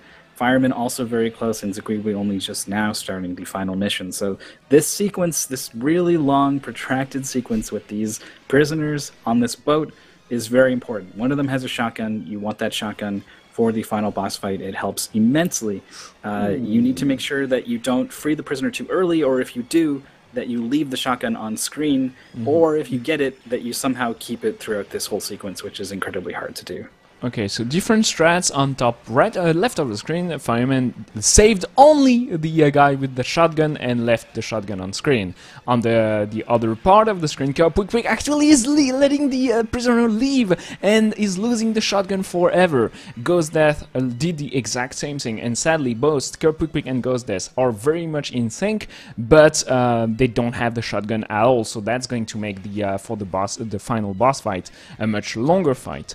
You might want and consider at that point grabbing the metal slug. The metal slug, as we've seen on mission 5, allows you to get as many on mission 3, sorry, as many bombs on screen as you want, and that, if you get the correct positioning for the boss, allows for a very fast boss fight. But the slug does lag the game significantly for the final boat section, so you are going to lose a lot of time. The console has to display so many sprites and handle everything all together, and clearly the game is pushing the machine to its limit on Metal Slug, so the players have to deal with that as well. So Grigui actually intentionally taking some deaths here, not wanting to deal with these helicopters, and is just going to hang out on this continue screen. I mean, obviously you can't let it tick down all the way, but he is going to get a bit of a free ride, has done a good job of catching up to the other players, and importantly, on the left side of the screen, you see that letter S. So that shotgun is there, waiting. That's going to let Zigwigwi make up a ton of time on both Kaprik and Ghost Death, who also still has that shotgun. He's going to go ahead and pick it up as the players finally land here on the beach, heading into the final sequence. The amount of bombs they have is going to be very important. 39 currently for Kaprik, 49 now. That's going to help out a lot if you can hold on to them, but without the shotgun, it can get pretty hard. It's actually going to go up to 59 bombs, and then dies before he gets in the mech. No. That is huge. Kaprik just lost everything. That's a lot of time loss. Ghost Death, meanwhile, has 2 HP on his slug. Using cannon shells, I would use hand grenades at that point because he has 20 of them and he could chuck them pretty quickly. Tries to get and gets the metal slug destruction onto the boss. That's 800 damage, considering a grenade does 100 and the pea shooter does 10. So that puts things in perspective. That's the biggest damage outcome of the game. The shotgun does 200 per shot, so it's pretty crazy to get that. It's pretty cool, but now they're dying willingly again and again to get bombs back altogether. It is probably the fastest strat to kill the boss if you don't have the resources in hand or already. Fireman gets the kill and the final time in first place, which is an incredible comeback considering how far behind they were compared to Kaprik at the start of Mission 5. Zigwigwi has the shotgun and 24 bombs, but dies. Got a nice couple of hits onto the boss, and now it's going to be down to pattern between Kaprik and Zigwigwi for the final boss. Do remember that Zigwigwi's version is running slightly faster, about 5 to 6 seconds faster compared to the others, but that's not going to be much significant for the final result. That was a really big chance. I was looking forward to seeing just how much faster this shotgun and bombs combo can be over someone who has lost all their resources, and Kazuigui is not doing a great job of making use of the little resources he has after the death. Very common to die on purpose in this boss. You do get these 10 bombs. They do so much more damage than your basic weapons, and it can be worth it. Even if, like, see this pattern with the missiles, he would have probably rather died there, because you can't hit the boss really while he's doing it. So why not die and get some bombs with that time? But even when the boss is right there and ready to be hit, it can sometimes be better to just die just to get more bombs. They do just so much more damage, and you really don't want to be wasting them the way that we've seen a couple stray ones go. Heavy machine gun and 20 bombs now is going to be probably enough to finish off this boss. If he can find a chance to land them, he's getting a lot of bad missile drop patterns that you really don't want to see. And to really hit with the bombs, you either want the boss to come down, or you need to be a lot more aggressive and get up on the top layer, and it can be very hard to dodge while you're up there, very easy to die and lose the 20 bombs that you're hoping to throw at this guy, and unable to dodge the missiles too, so he's going to go ahead and lose some of those bombs. There's a prisoner there, but he's not going to need it. He does get the kill. 16 minutes or so is going to be the time, and this is not what Zigwigwi needed. He had a chance earning that shotgun and keeping it very close to he got into the fight, but didn't get to make good use of his resources, and he is going to drop back a little further still. He is not out of it. There is still some really important stuff coming up in some of the next 2 games, but it hurts a lot, and I'm wondering what's going to happen with Kerpuik. Actually, he earned a huge lead in the first 7 games. Is going to drop back a little bit, not much, so it definitely will still have the lead, but the leaderboard, we'll take a look at it now. We can see Kerpuik ahead by 39 points of Ghost Death, who is ahead of Fireman by 13, and Zigwigwi quite a bit back with 12:45. So, with next up, Trials 2 and Castlevania Area of Sorrow, we are going to conclude the day with 2 very intense and long games that are strengths for Zigwigwi, but is pretty far behind, almost 100 points compared to Kerpuik. And like, it's interesting because it's usually we have like groups that get together, but now here it is like 30 points between Kerpuik and Ghost Death, 12 points between Ghost Death and Fireman, and 30 points between Fireman and Zigwigwi. So everybody can catch up and get like better place than they currently have. I do not know if anybody can gain 2 places though. That would be huge, either for Fireman or Zigwigwi, and that would be a big hit for both Kerpuik and Ghost Death to get to be out of it right now. But nobody is really out of it yet either, and Kerpuik and Ghost Death still have to work pretty hard on the final 2 games to get there. So it's going to be too big, and we are going to see that right after a 10-minute break, so the runner can get ready for the next 2 games and refreshed, because that's a long weekend for everybody, and we are getting there. So it's going to be pretty cool to see. 10-minute break, and we'll be back at 55 pretty much. So take care and see you soon.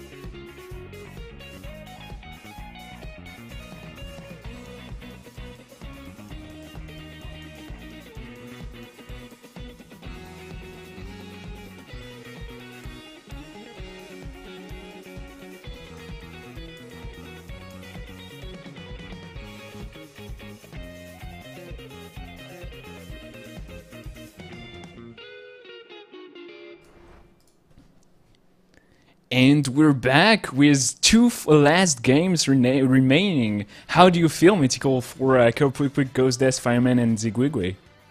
Zigwigwe is very far behind, but these are the two strongest games, perhaps, for Zigwigwe. Definitely Trials, and certainly one of the strongest on Aria of Sorrow. So one of the big things is, how is he out of it or not? And I don't think he is. Especially with Aria of Sorrow, there's a lot that can go wrong. We saw some things go wrong for some other players the last time we played it earlier in the tournament. And then between Ghost Death and Fireman, they're just 13 points apart. That's not much over the course of 2 games. So, regardless of Zigwigwe, there is still a battle for second place. And Kerpwikweek, who we thought was looking, it was the king up on top, fell back a little bit on Metal Slug and as the weakest Aria of Sorrow of the bunch. So is not even totally immune at the top. Heading into the last 2 games, with the current leader being the weakest and the current 4th place person being the strongest, is poised to give us an interesting finish. Can the person in last make up enough points to not be in last anymore? Can the person in first hold on to as many points to hold on to first place? This is kind of the story that has evolved here. And, the game order is random. The players who qualify are determined based off of their skill. It's pretty neat that it's the story that will develop out of these chaotic factors, and I'm pretty happy with where we're at. It is pretty cool to see. I realized how every single game matters. We pointed out jokingly that Spectrable was the big decider, but actually every single game matters. If you remove just one game randomly, it's going to change the order of the final results. In order to get good at UE6, you have to be good at all 10 games selected, and that's including Trials 2, that weird arcadey motorcycle game where you control not your motorcycle per se, but just your brake and your actual biker, and leaning forward or backward will allow you to get some cool jumps and spinning and moves, so you can pass obstacles as smoothly as possible. And it's an incredibly hard game to master, but it's pretty easy to get into it. That's probably why it was so successful. Yeah, this is a game that a lot of players have got to a 180, 190, starting to push 200 points. And then there's a big gap between the players who have managed to go further with it, and it's because there's this the skill ceiling on this game is immense. Even us in the UD, we're barely scratching the surface of what is possible in this game. We can see some of it in that cool intro video that I think Shamut had a lot of fun making, I'm sure. It's my favorite one to watch each time just because of all the crazy stuff that happens. We're probably going to see not that level of craziness, but things happen in this game. It is so chaotic with the way this bike moves, and moves or doesn't move, and the way you control it or don't control it. It always means that someone skirts across the finish line upside down on their back tire, somehow barely holding on, and it's always a great watch. But this is still a competition, and the edge goes to Zigwigwe, who's one of those players who has managed to find the optimizations in places where they exist in this game, which is all over the place, and has got the better PB by almost 2 minutes, 1 minute 40 seconds over the next closest competitor. And is, really needs these points. We've seen players who do well in Trials, but everyone else does also pretty good, and they only pick up 10 points or something. We need more 20 at least from Zigwigwe in order to really start to make a charge over these next 2 games, and the first one of these 2 is about to get started. So Zigwigwe said on chat right before getting back to his setup and setting up, Trials 2 and getting warm up. He said on chat he was going to go all in, at least for Castlevania. That means no checkpoint, but Trials 2 you can go all in as well. But it's a different story. Going all out on Trials 2 doesn't mean you are going to take unnecessary risk. It's more like trying to push forward, even if you're a little bit stuck. It means just playing super well and trying to leverage the small mistakes you are going to make into like actual success. It is a tough game to speedrun, and as you've said, runners are, when you are doing like 20 tracks in a row, like we're doing right now, you cannot get to the degree of optimization that the runners get to when they're grinding single tracks. So it is an interesting one.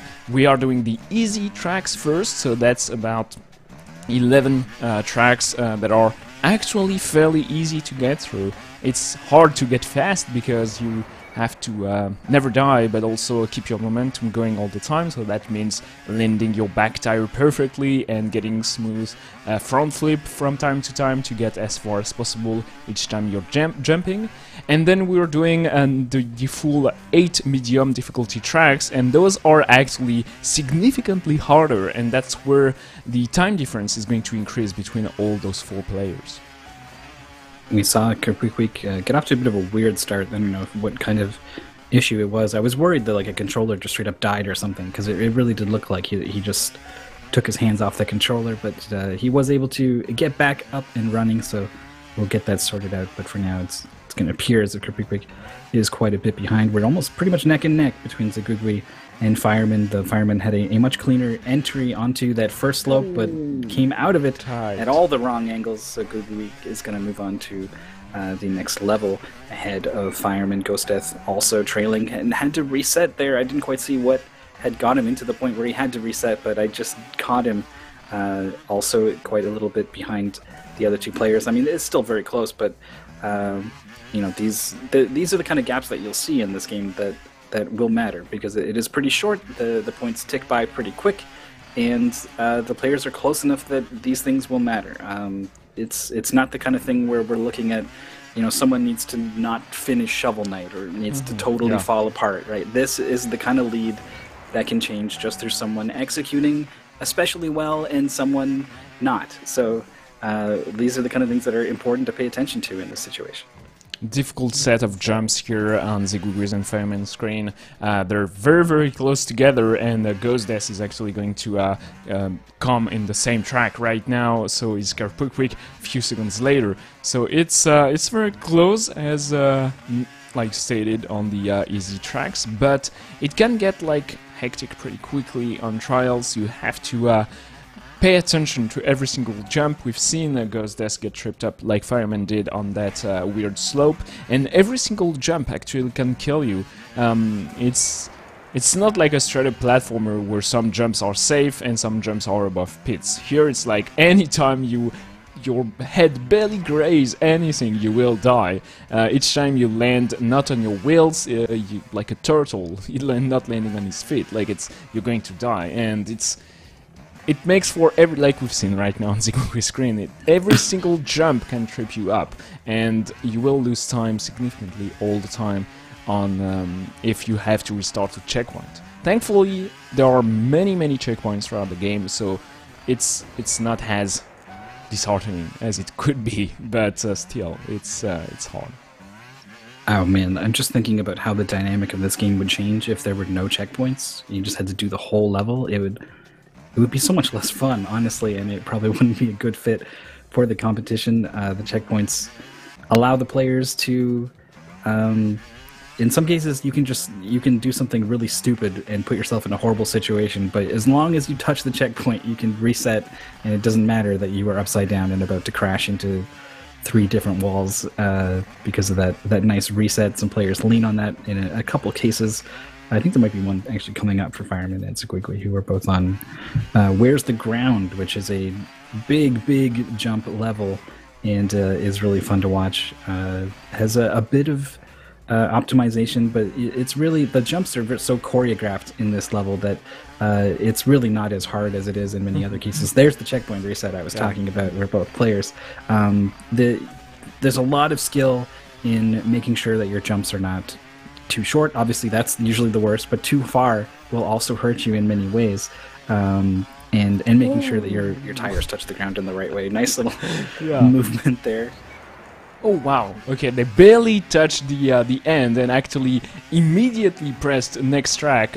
So I was worried actually Zigugu was too fast on his feet there, getting stuck on that checkpoint, sadly letting Fireman take the lead. We are currently on Ups and Down. That's the 9th of the 11th easy track we are doing today, and it's. Once again, the easy tracks are not too bad, but the difficulty is ramping up quickly.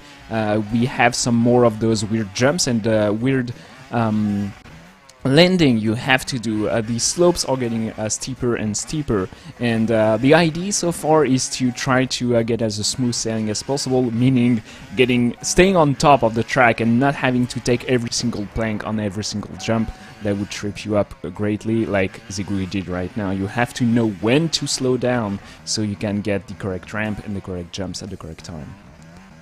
It is very tricky, especially if you're used to coming into one situation in one way, and then this time now you're bouncing in a weird way, your tire's not down. Being able to adapt to the rocking situations, like the way this bike can rock back and forth and send your face directly into a gigantic log. These are the actually get back at the head there, taken right out. This is showing us all the ways you can die and all the ways you might be able to save it. Nice. Sometimes you can just incorporate a flip and just turn a horrible situation into a incredibly cool looking success. He's just barely going to miss hitting his tire on that ledge as Ziguigui, but he is going to hold on. A couple deaths there, dropping him back a little bit, and also not quite getting a smooth landing heading into that curve. Fireman is setting up for one of the tougher parts of the game, these logs here that are spaced out. Getting his back tire pretty roughly on some of these, but doing a pretty good job, and almost managed to convert on a wheelie there all the way to the end, but he didn't want to try to make that magic happen, so he did go ahead and reset out of that situation. So Fireman in first place at the end of too many tires there. This is the first hard track, medium track difficulty, but and Ziguigui breaking his bike here on the first tire pile at the start of the track. So Fireman is now one entire track ahead, and Quick and Ghostdeath caught up with Ziguigui. Ziguigui had a nice lead entering level 8 of the easy tracks and dropped down significantly since. They have to pick the pace up right now, but this is where like his lead PB-wise should show. Like the second half of the run, actually everything is getting harder and harder, and just right now they got like past those obstacles way faster than Ghostdeath and Quick, hitting that end checkpoint way before them. Very tough section for Fireman, as Ghostdeath and Quick are both trying to get to the end here. That once you get the bike both wheels down and you're accelerating, you're pretty much done. But getting the bike into that situation, especially after the drop that is going to send your bike bouncing and flying, is the difficult part. So both players doing a pretty good job of managing that situation, but they'll be hard pressed to catch Fireman. Ziguigui could maybe be capable of it as he skewers his bike on top of a fiery, menacing looking obstacle, but he's got the skills to catch up, but is running out of game, and Fireman has been playing very well, so he is currently not quite getting his back tire up onto some of these ledges, but then smoothly across those many platforms. Very easy to get tripped up on any of those situations, and is looking very strong heading into the later half of Long Journey, I think this is. Yeah, this is a very long level and a fitting name for it. Ziguigui just enjoying the level right now. Quick and Ghostdeath getting stuck on those flamey ladders there is going to lose a lot of time. And Fireman is currently doing exactly what they need to get back to second place. Currently they're on third place, but only 13 points behind Ghostdeath.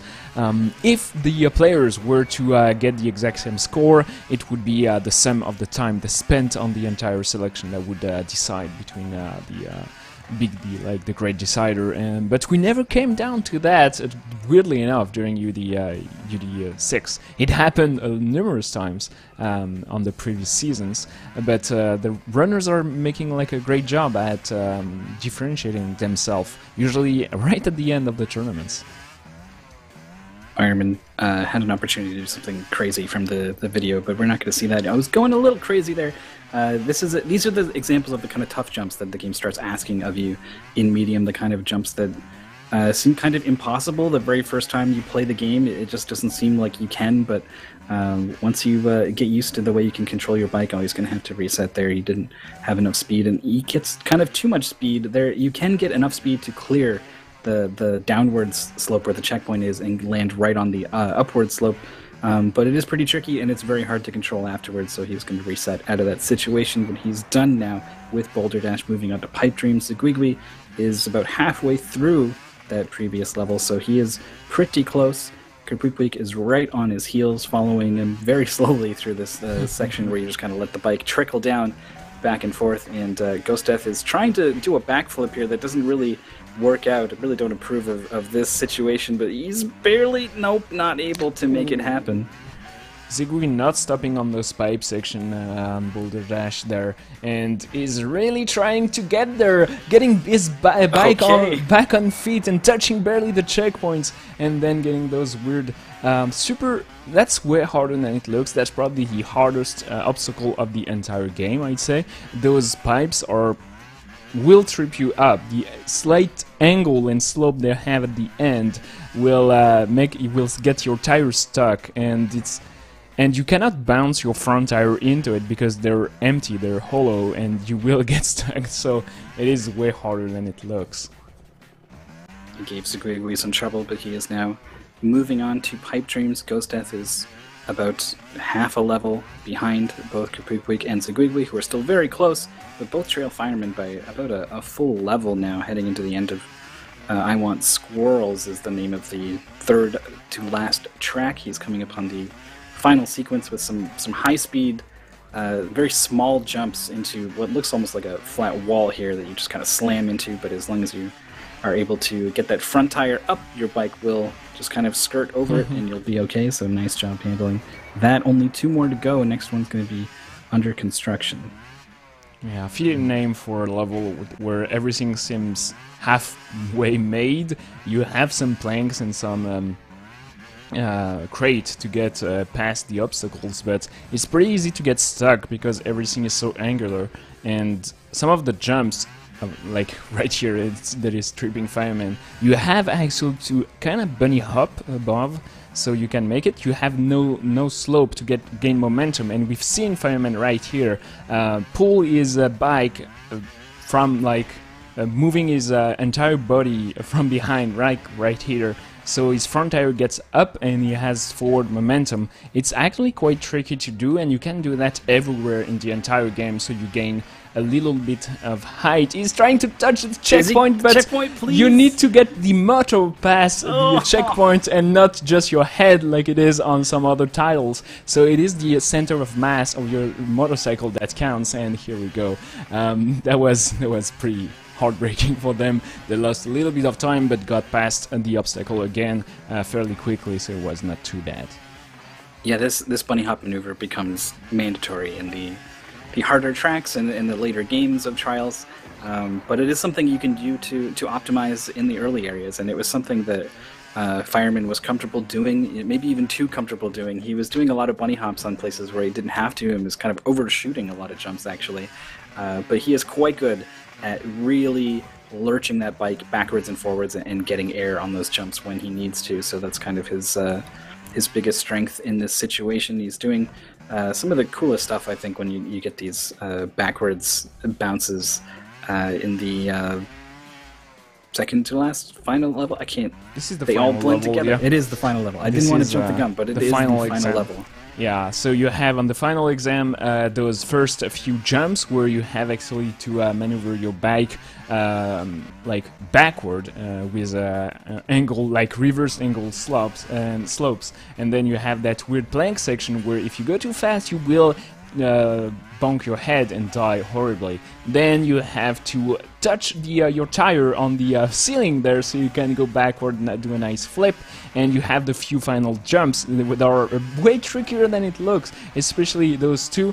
This one you will try to land your back tire on the barrel, and it does so. And here you have to angle your bike up so you don't touch the back tire. And Fireman finishes first with a final time of 15:10 seconds. That was an incredible run and very surprising results. Zigwigwi is trailing behind and actually got passed by Quick right now, but Ghostdeath is still on the second to last level under construction and getting tripped up by those jumps that killed Fireman earlier.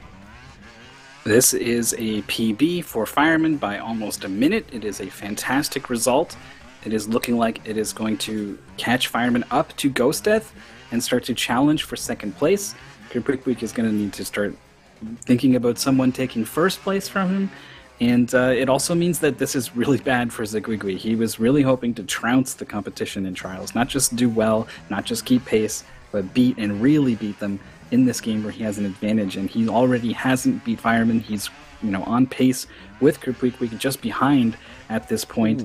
And tumbling just past that sequence, he is going to be able to get onto the ceiling and trigger that next checkpoint. Chasing Quick, they're pretty much in sync, though they've got different camera angles, so it doesn't quite appear so. Final sequence of jumps, beautiful launch from Zigwigwi. Didn't have to do anything to worry about some of these hazards, making it look so easy. Okay, I'm worried for Quick. They died twice already on those barrels, and we've seen runners lose up to 30 seconds here, and if they don't... Oh wow, what was that?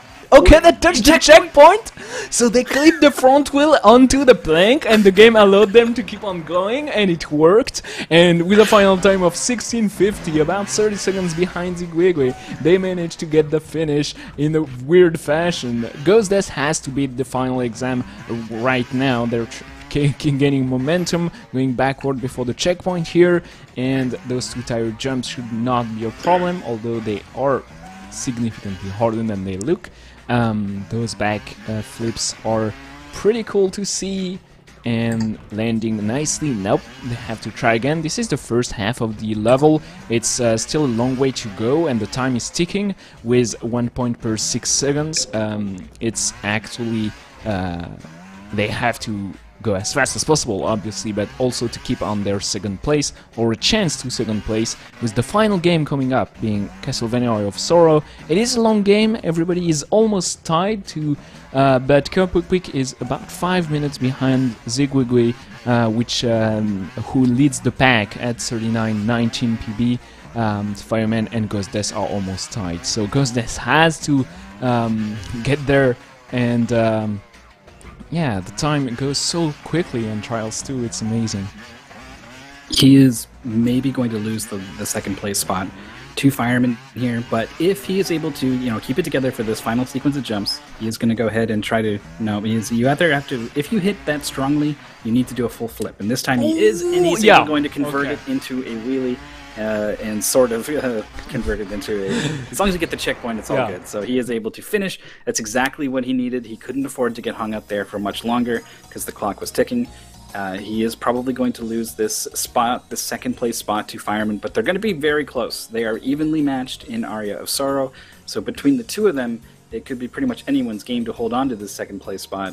And that's not even the only dynamic going on here. Quick is not the strongest at Aria of Sorrow, and he didn't do a great job of, getting himself a ton of points to coast through this final game in his first place position. So he is sitting he's sitting over 30 points ahead of Fireman. This is not impossible to lose with a bad Area of Sorrow, especially with the RNG manips, and the things can really get away from you. But what it is really bad for is Zigwigwi. He has a strong Aria of Sorrow, but so do Fireman and Ghostdeath, and this is a lot of points to make up in just one game. Yeah, this is an interesting result. I'm comparing the current standings with the bet everybody put up for the guess they got. You said Mythical with a 1689 would be the first score. For today, that's a little bit higher than one we are going to look at, sadly. Like, that mean Fireman would need 200 points or more, which is possible but very tough on Eye of Sorrow, or Quick would need pretty much PB with a 160. So that means everybody took a hit at some point today.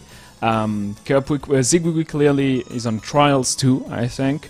Fireman probably on Eye of Sorrow. Capoeira, I'm not sure, but it looks like they've done quite well everywhere. But probably we were not expecting them to stay on top so long, and that's the ideal scenario. That's where we wanted them to be, because for the last game, because Eye of Sorrow is their worst one. So it's going to be pretty cool to see how well they do throughout the game.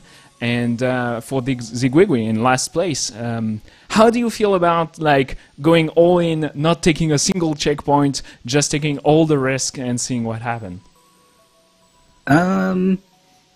Yeah, I guess so. It becomes, you know, are you the kind of person who plays to win no matter what? Do you value your tournament win? Or do you like the opportunity to improve your player card with a nice run on this tournament and that kind of thing? And the player card's cool, but with grand finals on the line, I think you play to win. So it looks like he agrees. Zigwigwi in chat says he's going to go all in.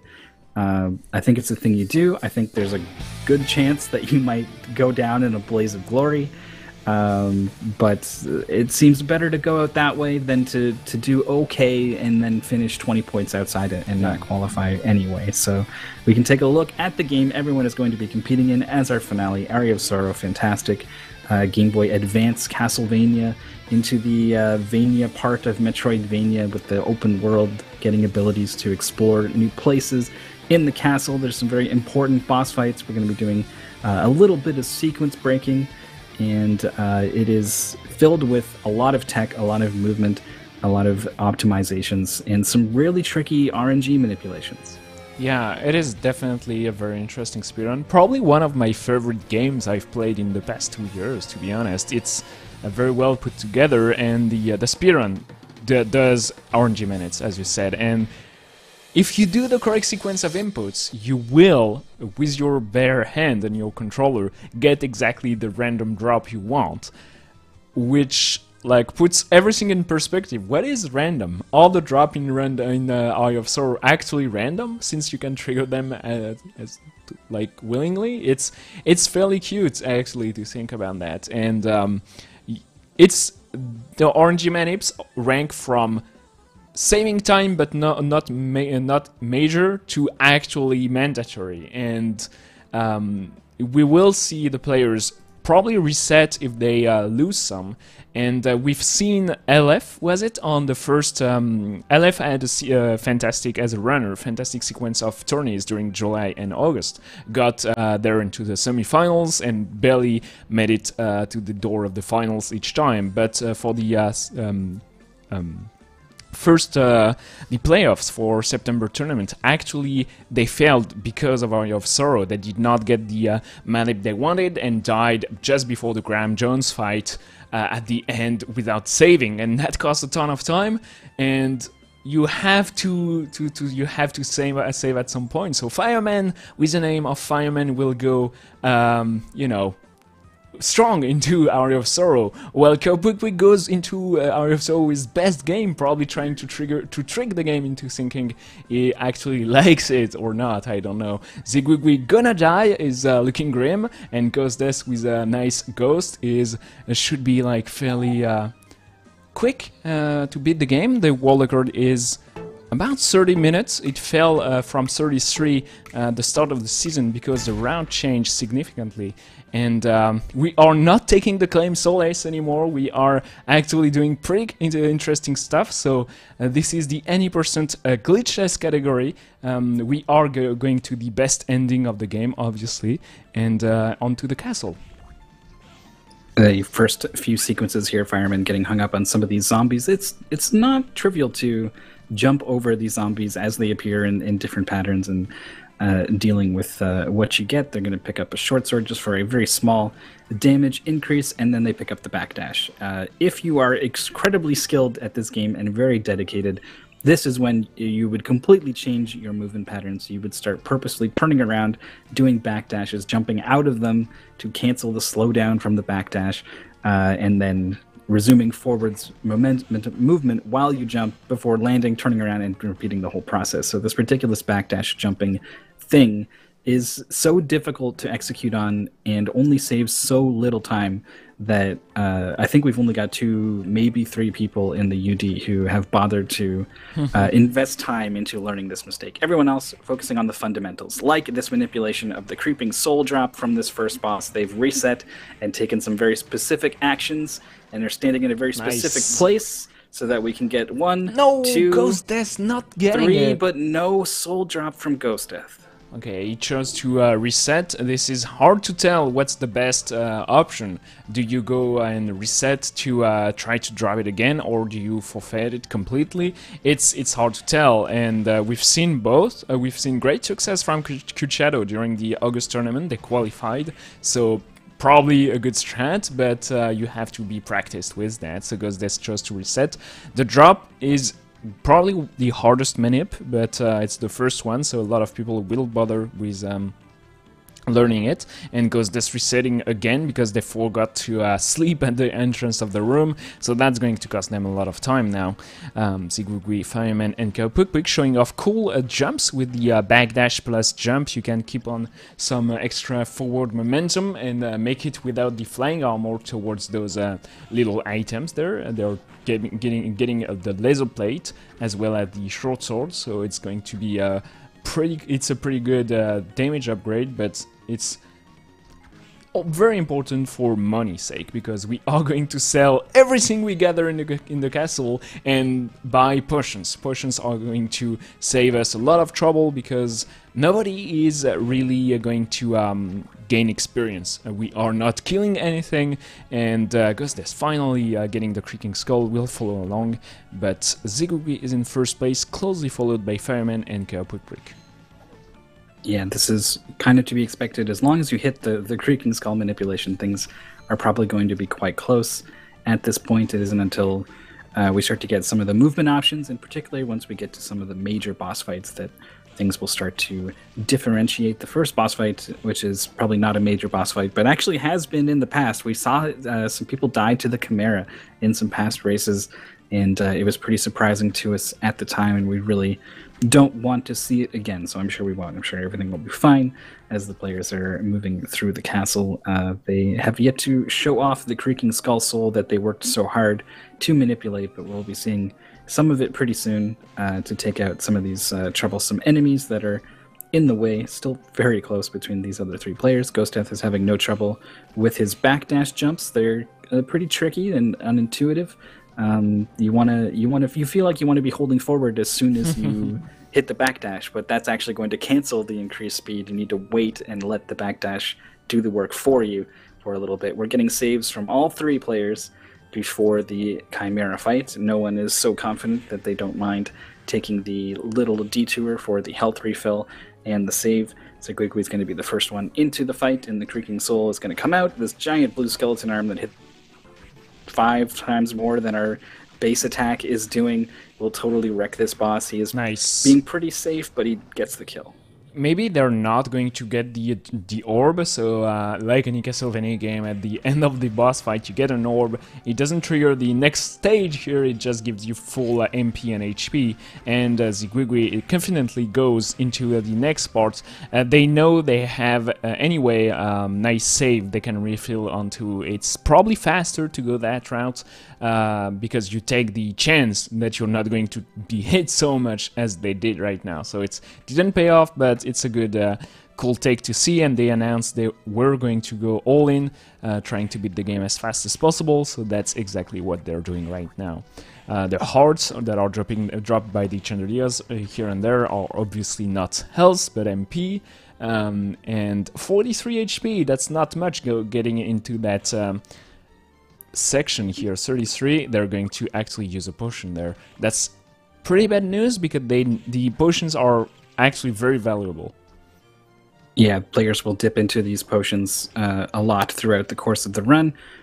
They first really become important in the death fight and will continue to play a role for pretty much the entire run, so you'd really rather not use them if you could. That could have been avoided by a detour to a save point that Zigwigwi opted to skip, because he was going all in, but There is a damage boost required from the Bone Pillar, and then also took a hit from a Flea Man. So there's all in, and then there's suicide. So finding the difference is Zigwigwi, who is just a little bit ahead of the others, taking out the Minotaur. Caprique backdashing through. Fireman also pausing to defeat him as Ghost Death is hustling, trying to catch up from this deficit after failing to manipulate the Creaking Soul. We got into the great armor fight. Creaking Soul is going to continue to do a bunch of work. If you get really close, your sword will go through his shield and actually do some damage for just a little bit. It takes a lot of work to even make up for one extra hit from the Creaking Soul. So a lot of players are, they go for those hits. They probably get enough for one,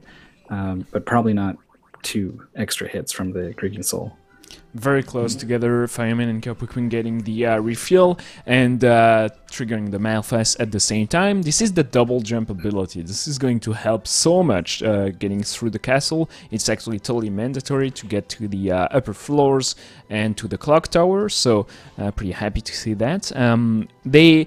A lot of runners, at least half of them, killed that first Minotaur. It's not mandatory at all. You can get past him by damage boosting through with a backdash, but they drop a 4 strength soul, which is significantly less than the Triton souls we are going to see later during the run, which gives 16 HP, but 4 strengths equates to almost double damage on the armor and helps a great deal on the death fight. So it's a trade. Zigwigwi is not going all in as taking all the risk, committing suicide, doing so, but actually like taking all the chances he have.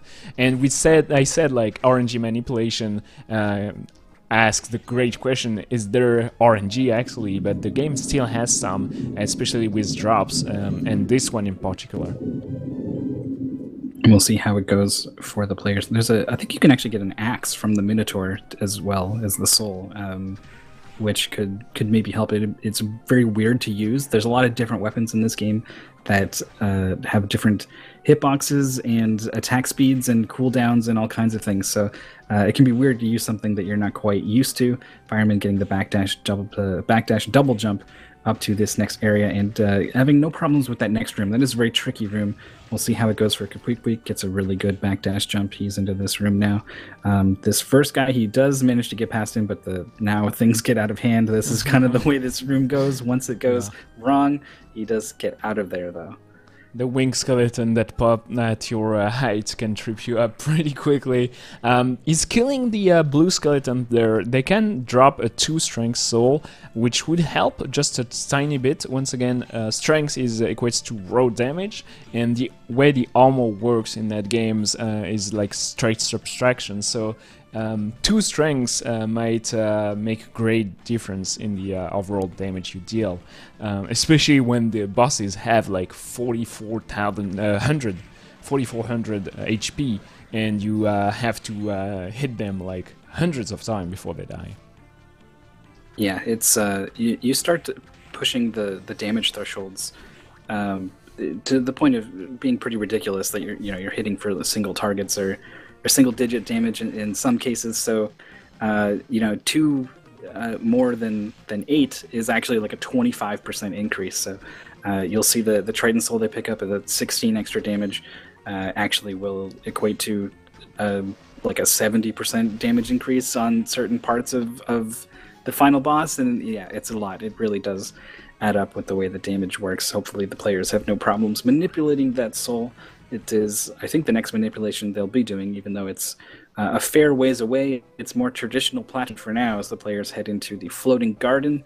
Zigwigwi is going to be the first one to get there. This is exactly what he needs. He needs the Aria Sorrow of his life, and he would also probably need some things to not go so great for some of his competitors. The way it's already gone not so great for Ghost Death, who is doing his best to catch up after failing to manipulate that soul. Zigwigwi gets a Mind Up drop. That's a little nice bonus. Mind Ups will play a role later on once they get to a really nice attacking soul that they'll be spamming like crazy. But this sequence they're going to, they're not supposed to be here. Fireman just did, and Quick followed a very small thing that actually skips it is a sequence break, just jumping up to that platform, hitting a weird rounded corner on it gets you into this area early, and that means the monsters are going to start getting way tougher, and it means the boss death is going to be a problem. So you are supposed to get the Undying Soul at that point, so you can walk on water and make that jump, but the rounded edges like gives you 1 pixel extra to get up there, and with a very precise double jump, it's like not technically a glitch, it's just like an oversight by the devs, that the platforms looking the way they do allow you to get up there.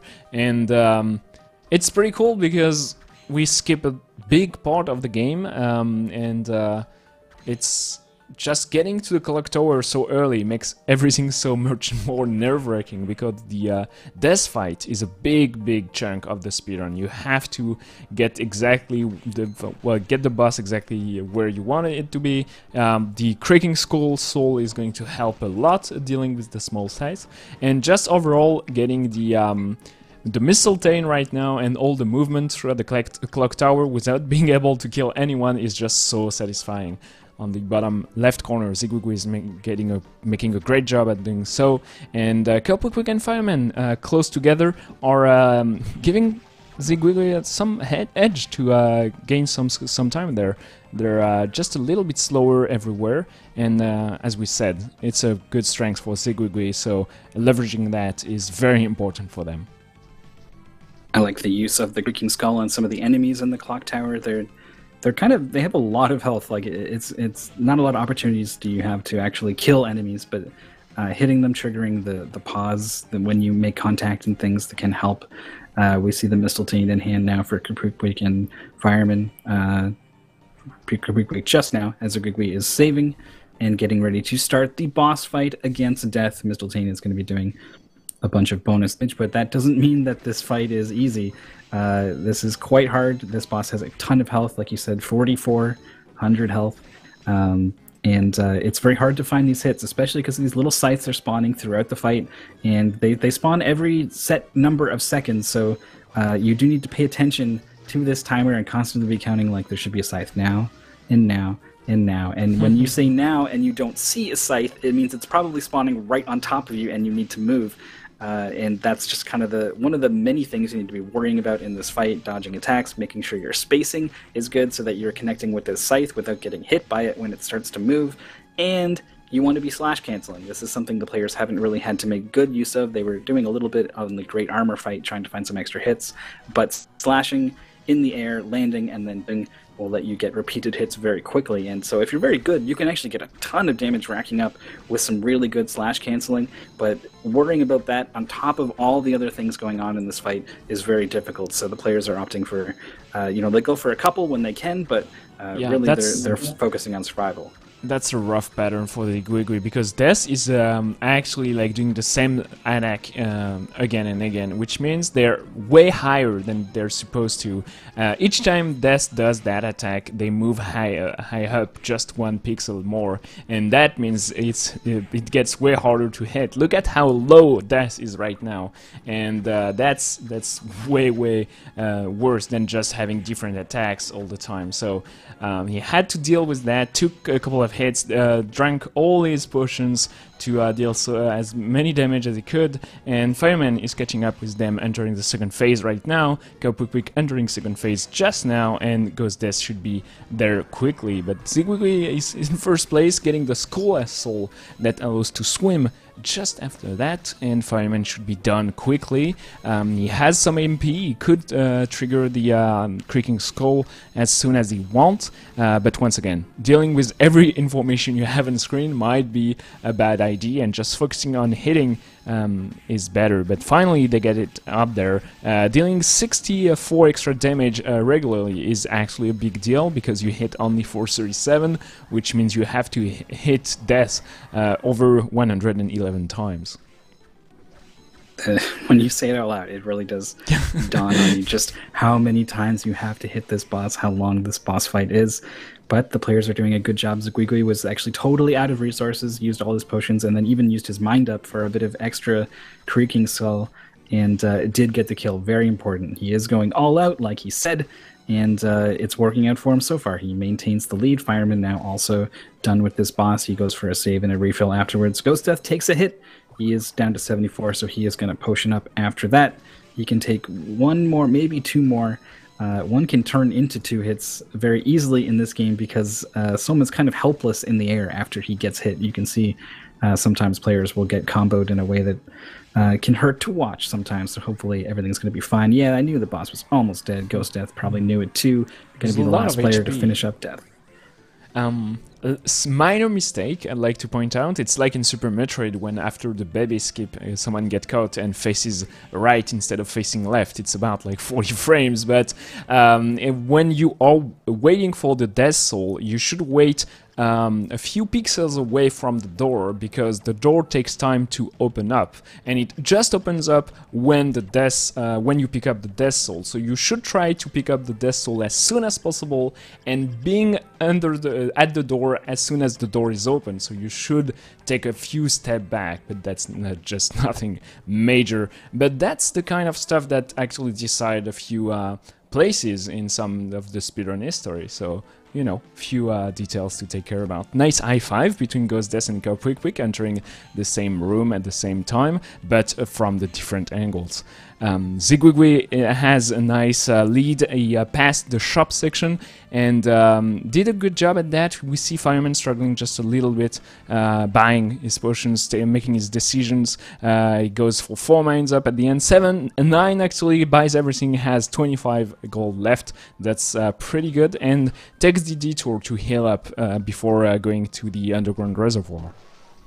Yeah, just a bit of socialization. You know, Zigwigwi gets, or the Soma rather, gets lonely traversing this castle, fighting monsters. He's pretty stressed out, so just stopping by for a chat, let some things off his chest, and also refill on those very necessary items. We got the war fatigues now as well, I think. So we've got decent armor with a nice little strength bonus, in addition to this stockpile of potions.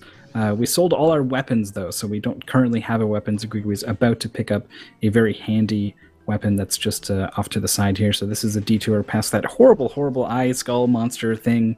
Really hope that thing spends as little time on screen as possible, but he gets the Rahab sword, which is ice elemental, but it just most importantly has some pretty decent damage for this point in the game. It used to be a pretty core weapon. You would keep it for a long time until you got the Claim Soleus, but now the Levitain is manipulated from a flame demon in this area, so it's not going to last too long, but it is pretty important in obtaining the Levitain in the first place. You would have a hell of a time beating the flame demon with just your fists, so for now it is necessary to make this little detour. Zigwigwi took a couple hits and is in a pretty scary place. It is easy to take a lot of damage in this tunnel, and the low ceiling prevents you from jumping over a lot of enemies, but I think he's going to be okay.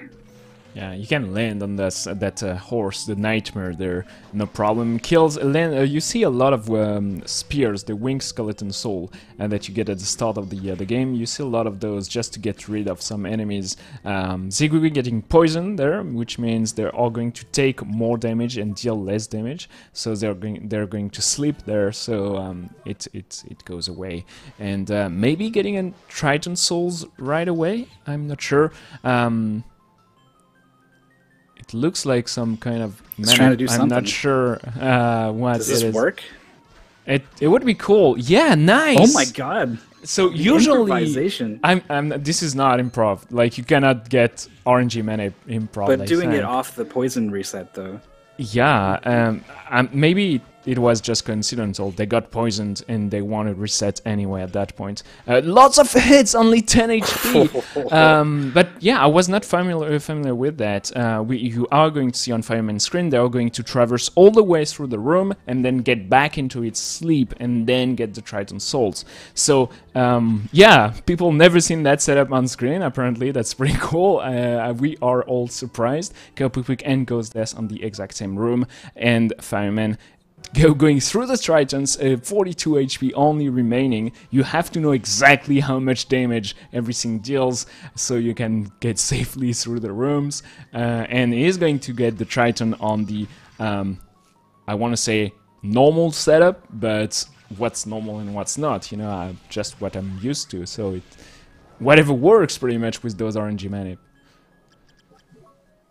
Alright, so we got a Triton Soul for Fireman.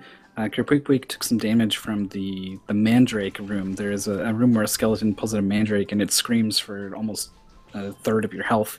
And it's possible with a well-timed backdash to get out of that room before it does it, but it is quite difficult, so Kerpwick got tagged by it. It's important to keep an eye on your health.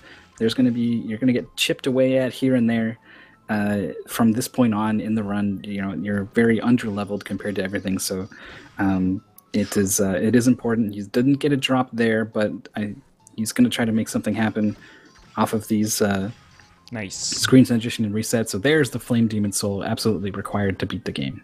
So Zigui got everything they needed, Fireman did not, so they are going to reset, and Kerpwick and Ghostdeath are working on their Triton Soul drop. Kerpwick resetting again, which is not a good sign. Ghostdeath got the drop, and they're going towards the cemetery so they can get the Flame Demon Soul.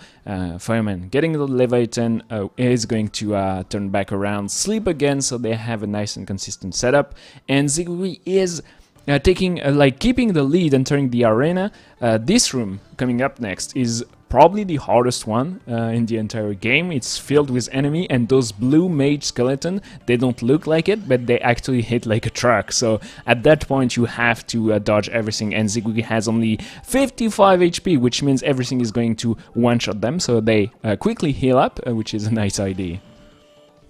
Also using that opportunity to switch to the Leviathan Sword that they had equipped. When you're in the menu, you want to make use of it as much as you can, so that was a nice heads-up play there, like we saw earlier, which was, you're right, it's definitely a setup, but it's like the preparedness and the willingness to do it in a run when it happened.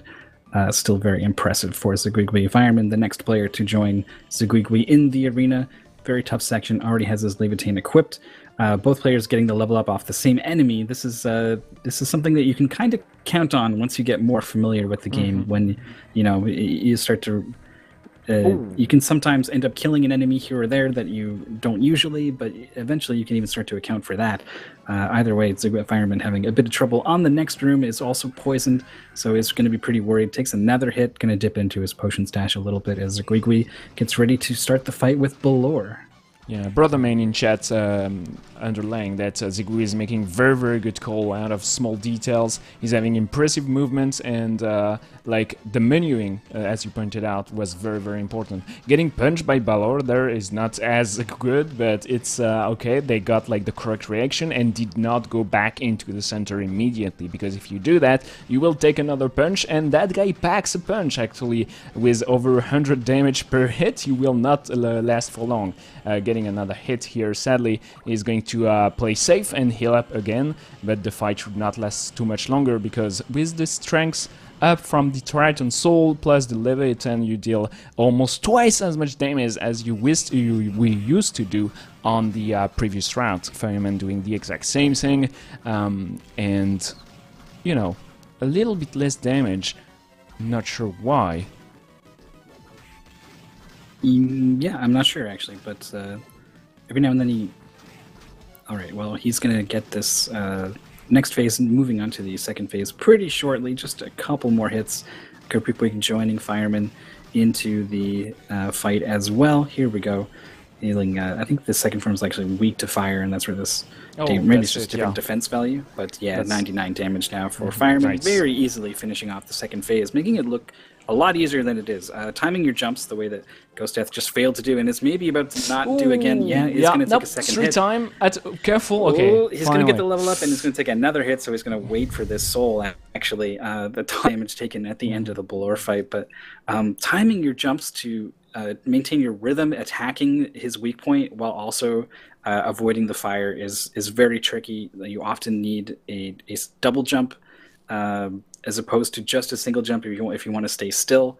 It is a lot trickier than they can make it look sometimes. Yeah, that was an interesting finish for Ghostdeath. Kerpwick taking their time to kill Balor. They have full HP, which means everything went fine, which is a pretty good sign. And Zigui actually trailing along, not morphing to the giant bat here. You can use that to go through the small bridge platforms, and that's the, once again, minor optimization you can get onto that run, but it doesn't matter too much in the long, in the big scheme of things. What matters though is the upcoming 3 triple manips. So in order to beat the game, well, to beat Graham Jones in the correct state, so Alucard gets to you and says, hey, you can move on, you need the Flame Demon Soul, the Giant Bat, and the Succubus Soul. We have 2 of those 3, we need still the Succubus. We also need a good weapon to deal with the boss, and we also would like the Red Minotaur Soul, and that deals like crazy amount of damage, up to 500, and wrecks the Graham Jones fight, and the Chaos fight at the end of the game. So those 3 souls are actually very close together in the upcoming room. So we are going to try to manipulate and get all those out of one reset. We'll see if Squiggy manages to do it. He mines up so that he can get the bat that he needs to dodge these enemies because they are horrible. He's doing a great job at being patient when he needs to and being aggressive when he needs to. He gets through that room with no troubles. It is possible to get hung up in there for a very long time as these lubricants kind of gang up on you. And so now we go into the manipulation. He's into that room and hitting that reset button. The other players are barreling in. Fireman is pretty close, also joining him in the lubricant room. He missed the blower punch blower. misses, so he's going to go ahead and reset. This is time for Fireman to catch up. Zigwigwi needs a really good run, and he's doing it, but it needs to be better than this or that, or he can't do much better, really, and he just needed his opponents to do worse, and they're not giving him the opportunity. Fireman is playing it safe, stopping to kill some of these lubricants rather than the ridiculous bat climb panic that he was going for, as Zigwigwi gets the first drop, as the Muramasa now switches to it, and it continues the manipulation.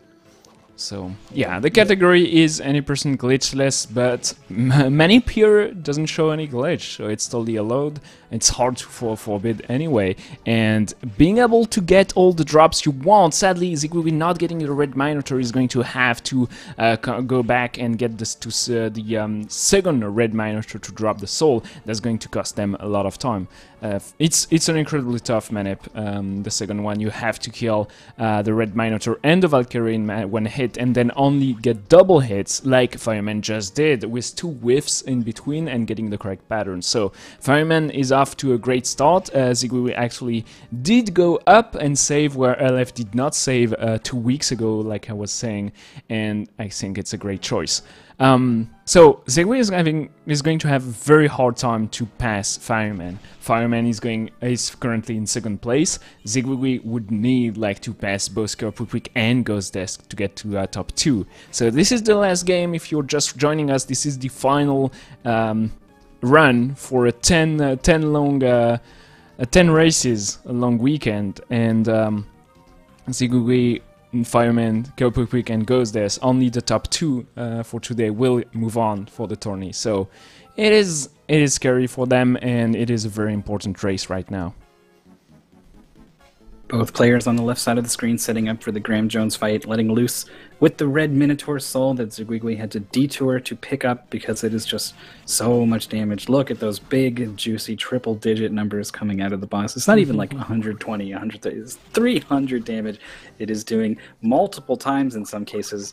It is such a huge source of damage that the players are willing to stack up on a bunch of mind potions and repeatedly open the menu just to drink more and burn it all on this axe. It just does that much damage. Eventually, the players will run out. They'll have to finish him off the old-fashioned way. We got the soul switches there. Flame Demon, Giant Bat, Succubus. Need to make sure those are in place before you defeat the first phase of Graham Jones. That is when, that's the cutoff. If you don't have those equipped, then you will trigger the sort of bad ending of the game.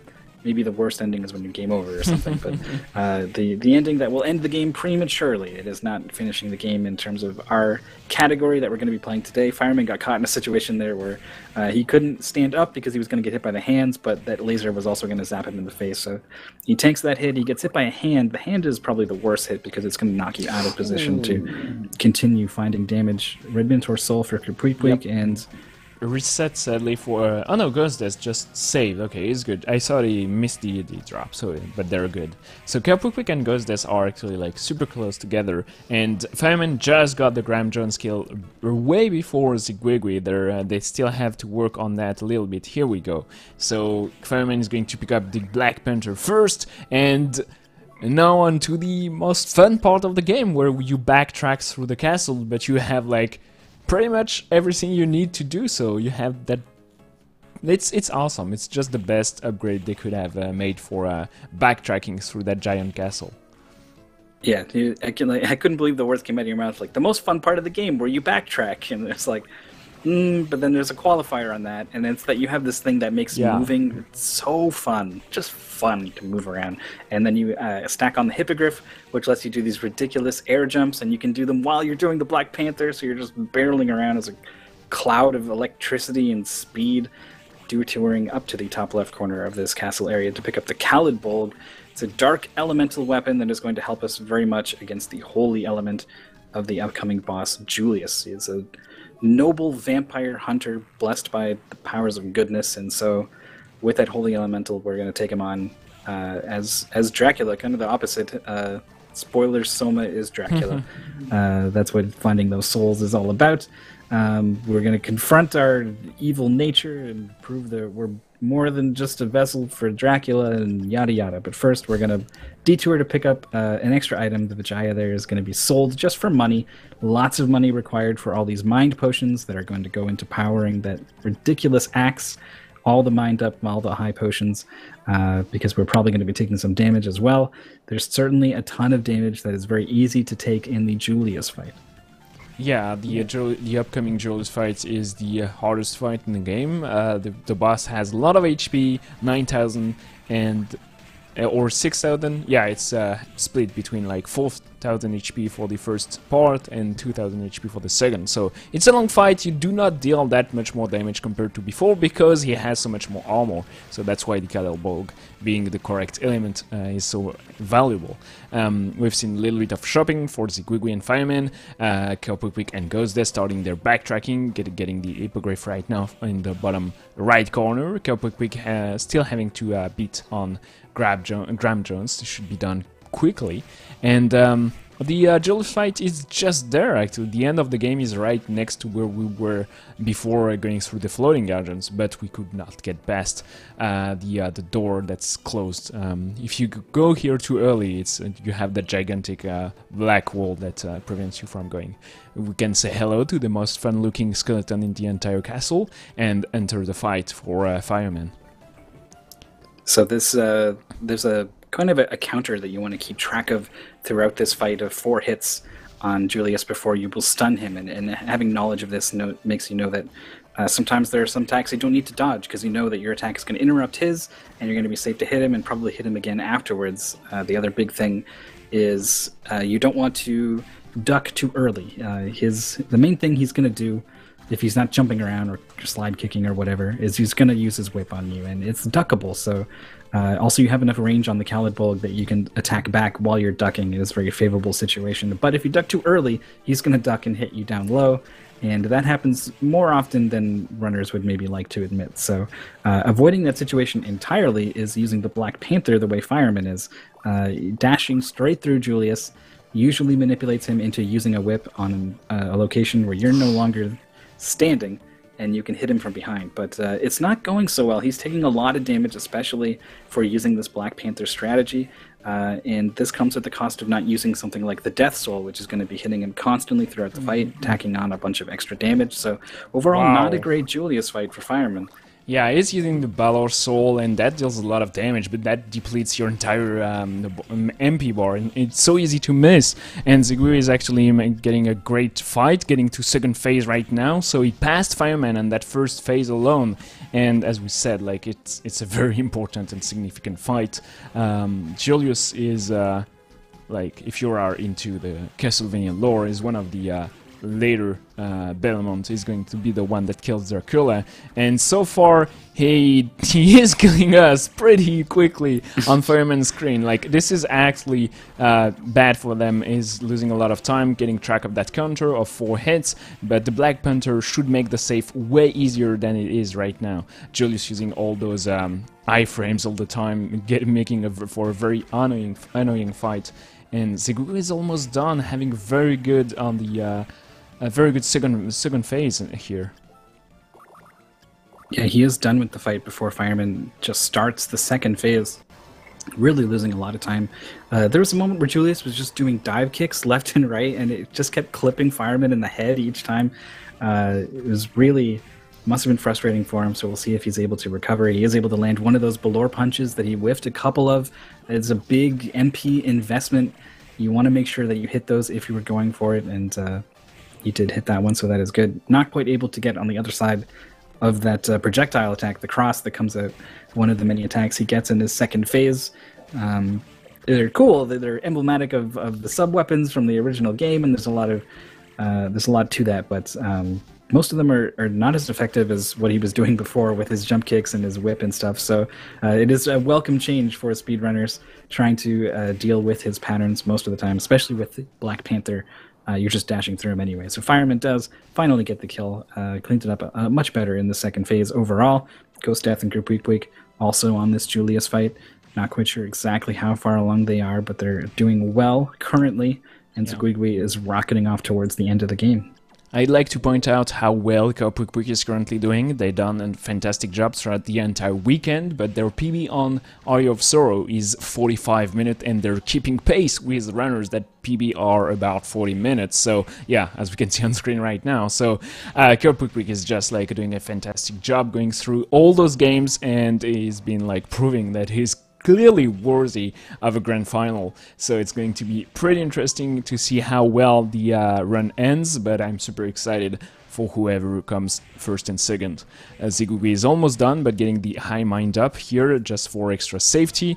Those black guards deal a pack-a-punch, and he had to heal up so he could go through that. We see the only Stolas in the game, best looking chicken, and we can enter the backtrack through that arena room that is filled with succubi right now, and that's not fun, but HP going down pretty quickly, but they should be done also with the Chaotic Realm fairly soon. Fireman going into the water section here, and is super close behind. Ghost Death at the start of the room, going out of this way to get the Mana Prism. Prism give you a full refill, whatever your limit is, so they're pretty cool stuff to get. Zguigui now entering the final boss fight, Qualifier into the second phase of the Julius fight, has been approaching this fight a little more safely and consistently than some of the other players, and this so has fallen behind a little bit. I'm not sure how it would compare to Fireman's fight, but Zguigui is the one who is in the final boss fight and is just kind of going nuts with the Muramasa. It is a fair replacement for the Claim Soleus. Not much can really replace the ridiculous, gigantic sword, like just the hitbox on it, hitting everything on screen. All the stat buffs, the holy element, the huge stats. It is a cool thing that we don't get anymore in the speedrun. It's too far out of the way. The Muramasa, though, that does get multiple hits, and it does some fair damage as well. So we are going to be relying on that for our damage, as well as the Red Minotaur Soul. It's currently trapped in that statue right now. We don't get it back until the second phase of the fight, but now that we are there, that is going to be the main focus. So it turns into a bit of a menu boss, really. Tons of opening and closing the menu, optimizing your movement through the menu to get to those mind potions, using only as many as you need. There are some cases where players will think, like, I think that's enough, and then they get out of the menu and they try to do it, and it's not, and they got to open it again. And so there's a significant amount of time to be gained and lost in this fight just through better menuing. And it's not often that this happens in especially a platformer. And I think it's kind of cool that we get to test that ability a little bit here in the UD. Yeah, it is. It is a skill that you need for a lot of games, and speedrunning, like from NES game, like even like the Mega Man games. If you are switching weapons, you need to get good menuing. All the RPGs have that at a very big element, and overall, you need to get quick on your feet for any manip you have to do. And menuing is a lot of learning, and usually you have to react before the menu even appears on screen, so it's a lot of memorization, and it's pretty cool.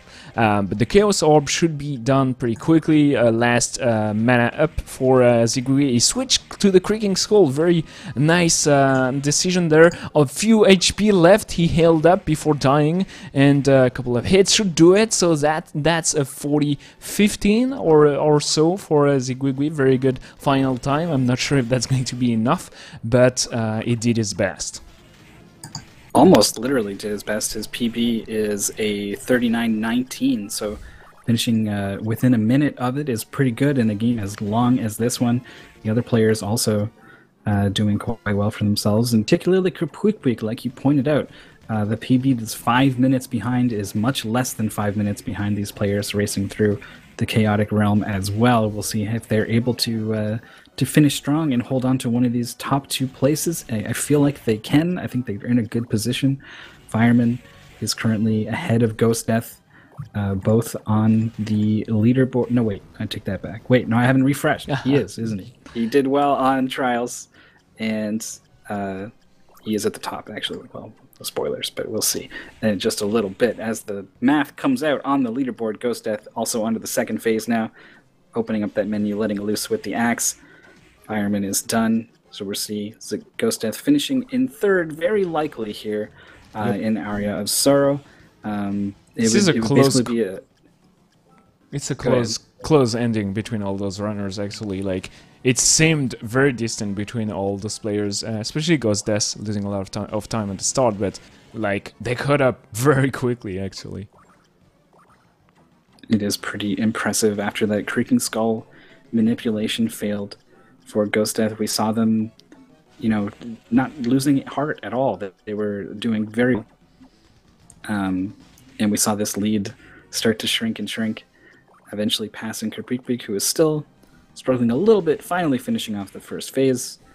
Ghost Death is using the last of his mana just now. I don't know if that's going to be enough for an axe, and it looks like it's not, but he already pretty much was done with the fight anyway, so he's going to finish with a 42-18, a solid time. I'm sure he's not too happy about Creaking Skull and all that, but you know, we'll see. We'll see when the leaderboard comes out just how happy or not happy he should be, perhaps. Qualifier is now slated to finish up. He was doing very well throughout the entire tournament, and dropped back to a little bit after some troubles with a couple games today, but earned that lead for himself, and we'll see if he's able to ride it out here after Aria of Sorrow. Doesn't have enough to finish off the eyes with the Minotaur Soul, so he's going in with the melee attacks.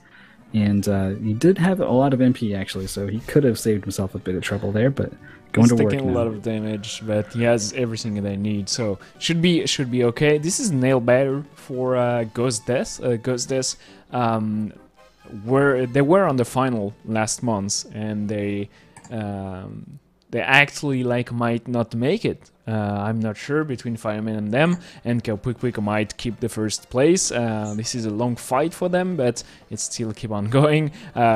We pointed out how important menuing could be, and Qualifier is actually losing a lot of time to that. So they actually have to pay close attention not to die there, but should be okay. They're taking a lot of hits, but menu still shows at least 3 potions, and they're done in a nice, huge PB by at least 2 minutes. Qualifier should keep their first place, and this is a fantastic ending for that tournament. Qualifier clearly proving us all wrong, like defeating the odds, and having a fantastic set of games today. So, questions are, did Qualifier hold on to top 2? Did Fireman edge out Ghost Death? They were the big battlers for second place. So Qualifier did well, but I'm pretty sure he didn't do well enough to really make a go for it late into the final game. So we can take a look at the leaderboard. Our final results, our 2 qualifiers moving on to grand finals are going to be Qualifier and Fireman. Yeah, this is a crazy ending. Qualifier with a 1678. That's 21 points ahead of Fireman, getting the second spot with a final result of 1657. 26 points ahead of Ghost Death at 1631, third place. And finally, Zigwigwi, who tried his best to catch up, but had such big issues with the Engine Eye, a Storybat Munkle, and Metal Slug, sadly did not make it in the end. Wow, that's a crazy amount of times. 40 runs in 2 days, done by 4 runners, with good results, to be honest. Ghost Death, sadly, failing at the and at the edge here, barely behind Quick and Fireman. But big hats off to all those 4 runners, because they got a crazy amount of PB actually. Like, they probably gained up to 150 points during 2 days on the current overall UD6 leaderboard. Yeah, something like that. It is a ridiculous number, the amount of PBs and the amount that they PB'd by. The Shovel Knight run by Zigwigwi was a huge improvement, and not the only one across the tournament. Everyone literally doing their best. It was fantastic to see. Everyone finished, just like 20 points away from moving up a spot on the leaderboard. If they had to do these 10 games again, I feel like it could be anyone's game. So it's probably my favorite tournament so far that we've had, that these guys did. Congratulations once again to Quick and Fireman. Fireman and Ghost Death in particular, after having competed in the previous tournament, had a lot riding on this one. They were posed to be very close to each other in second and third, fighting for it. Fireman is going to come out on top, and Ghost Death coming in late to the UD. You got to wonder what would have happened if Ghost Death was right there from the beginning. Yeah, this is like, it took at least 5 to 6 weeks. Like, he started 5 to 6 weeks later than the other, and it's crazy. Like, it surely with 5 extra weeks of practice they could have been there, but there's still a chance to get to the grand finals. So we have the last chance tournament on the October the 6th and the 7th. That's in 2 weeks. 2 weeks to practice, 2 weeks to get there. We are waiting for big names, but nobody knows if they're going to show up or not.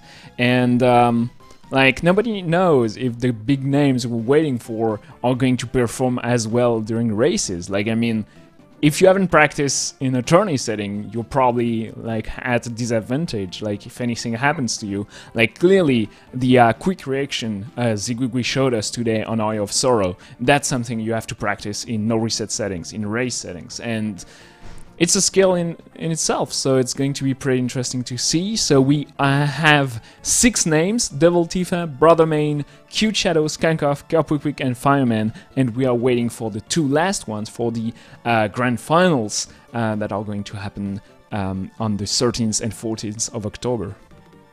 Oh, but the third, that's so far. I want more UD next week. But no, we're gonna take a break for 1 week before we do the last chance tournament on the first week of August. Second week will be the grand finals, followed by the most ridiculous thing in speedrunning. Ridiculous in the sense, in many ways, but ridiculously awesome is what I was thinking of.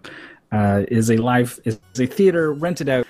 Players will perform live in the Ultimate Finals, October 27th in France. And that should be a huge fun event for everyone in the UD.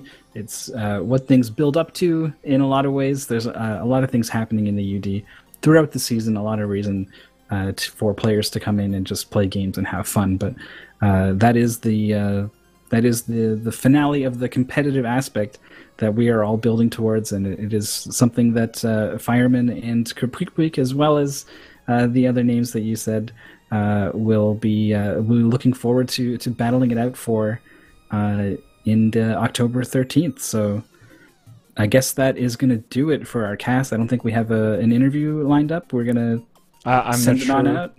But no, I'm going to prepare that for the grand finals and the last chance tournament to be sure we have some runners ready to say a word. It's going to be pretty interesting to see how well it works for all the runners, because the upcoming tournaments are going to be super stressful for them. It's going to be like the one-shot 10 games in a row. We've had some very intense runs. The September tournaments has been a blast, to be honest.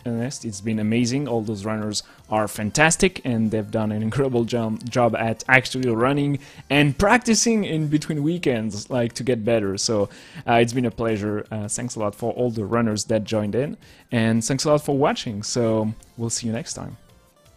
Yeah, but there's a ton of stuff happening on Speed Gaming: Super Metroid, Celeste, Ori Randomizer, Legend of Zelda: Oracle of Seasons, the Super Metroid: A Link to the Past crossover, DKC, Shovel Knight, which we saw yesterday. Tournaments happening for those on Speed Gaming all the time. You can check the schedule for that as always, and we'll see you again October 6th for the first day of the October Last Chance tournament.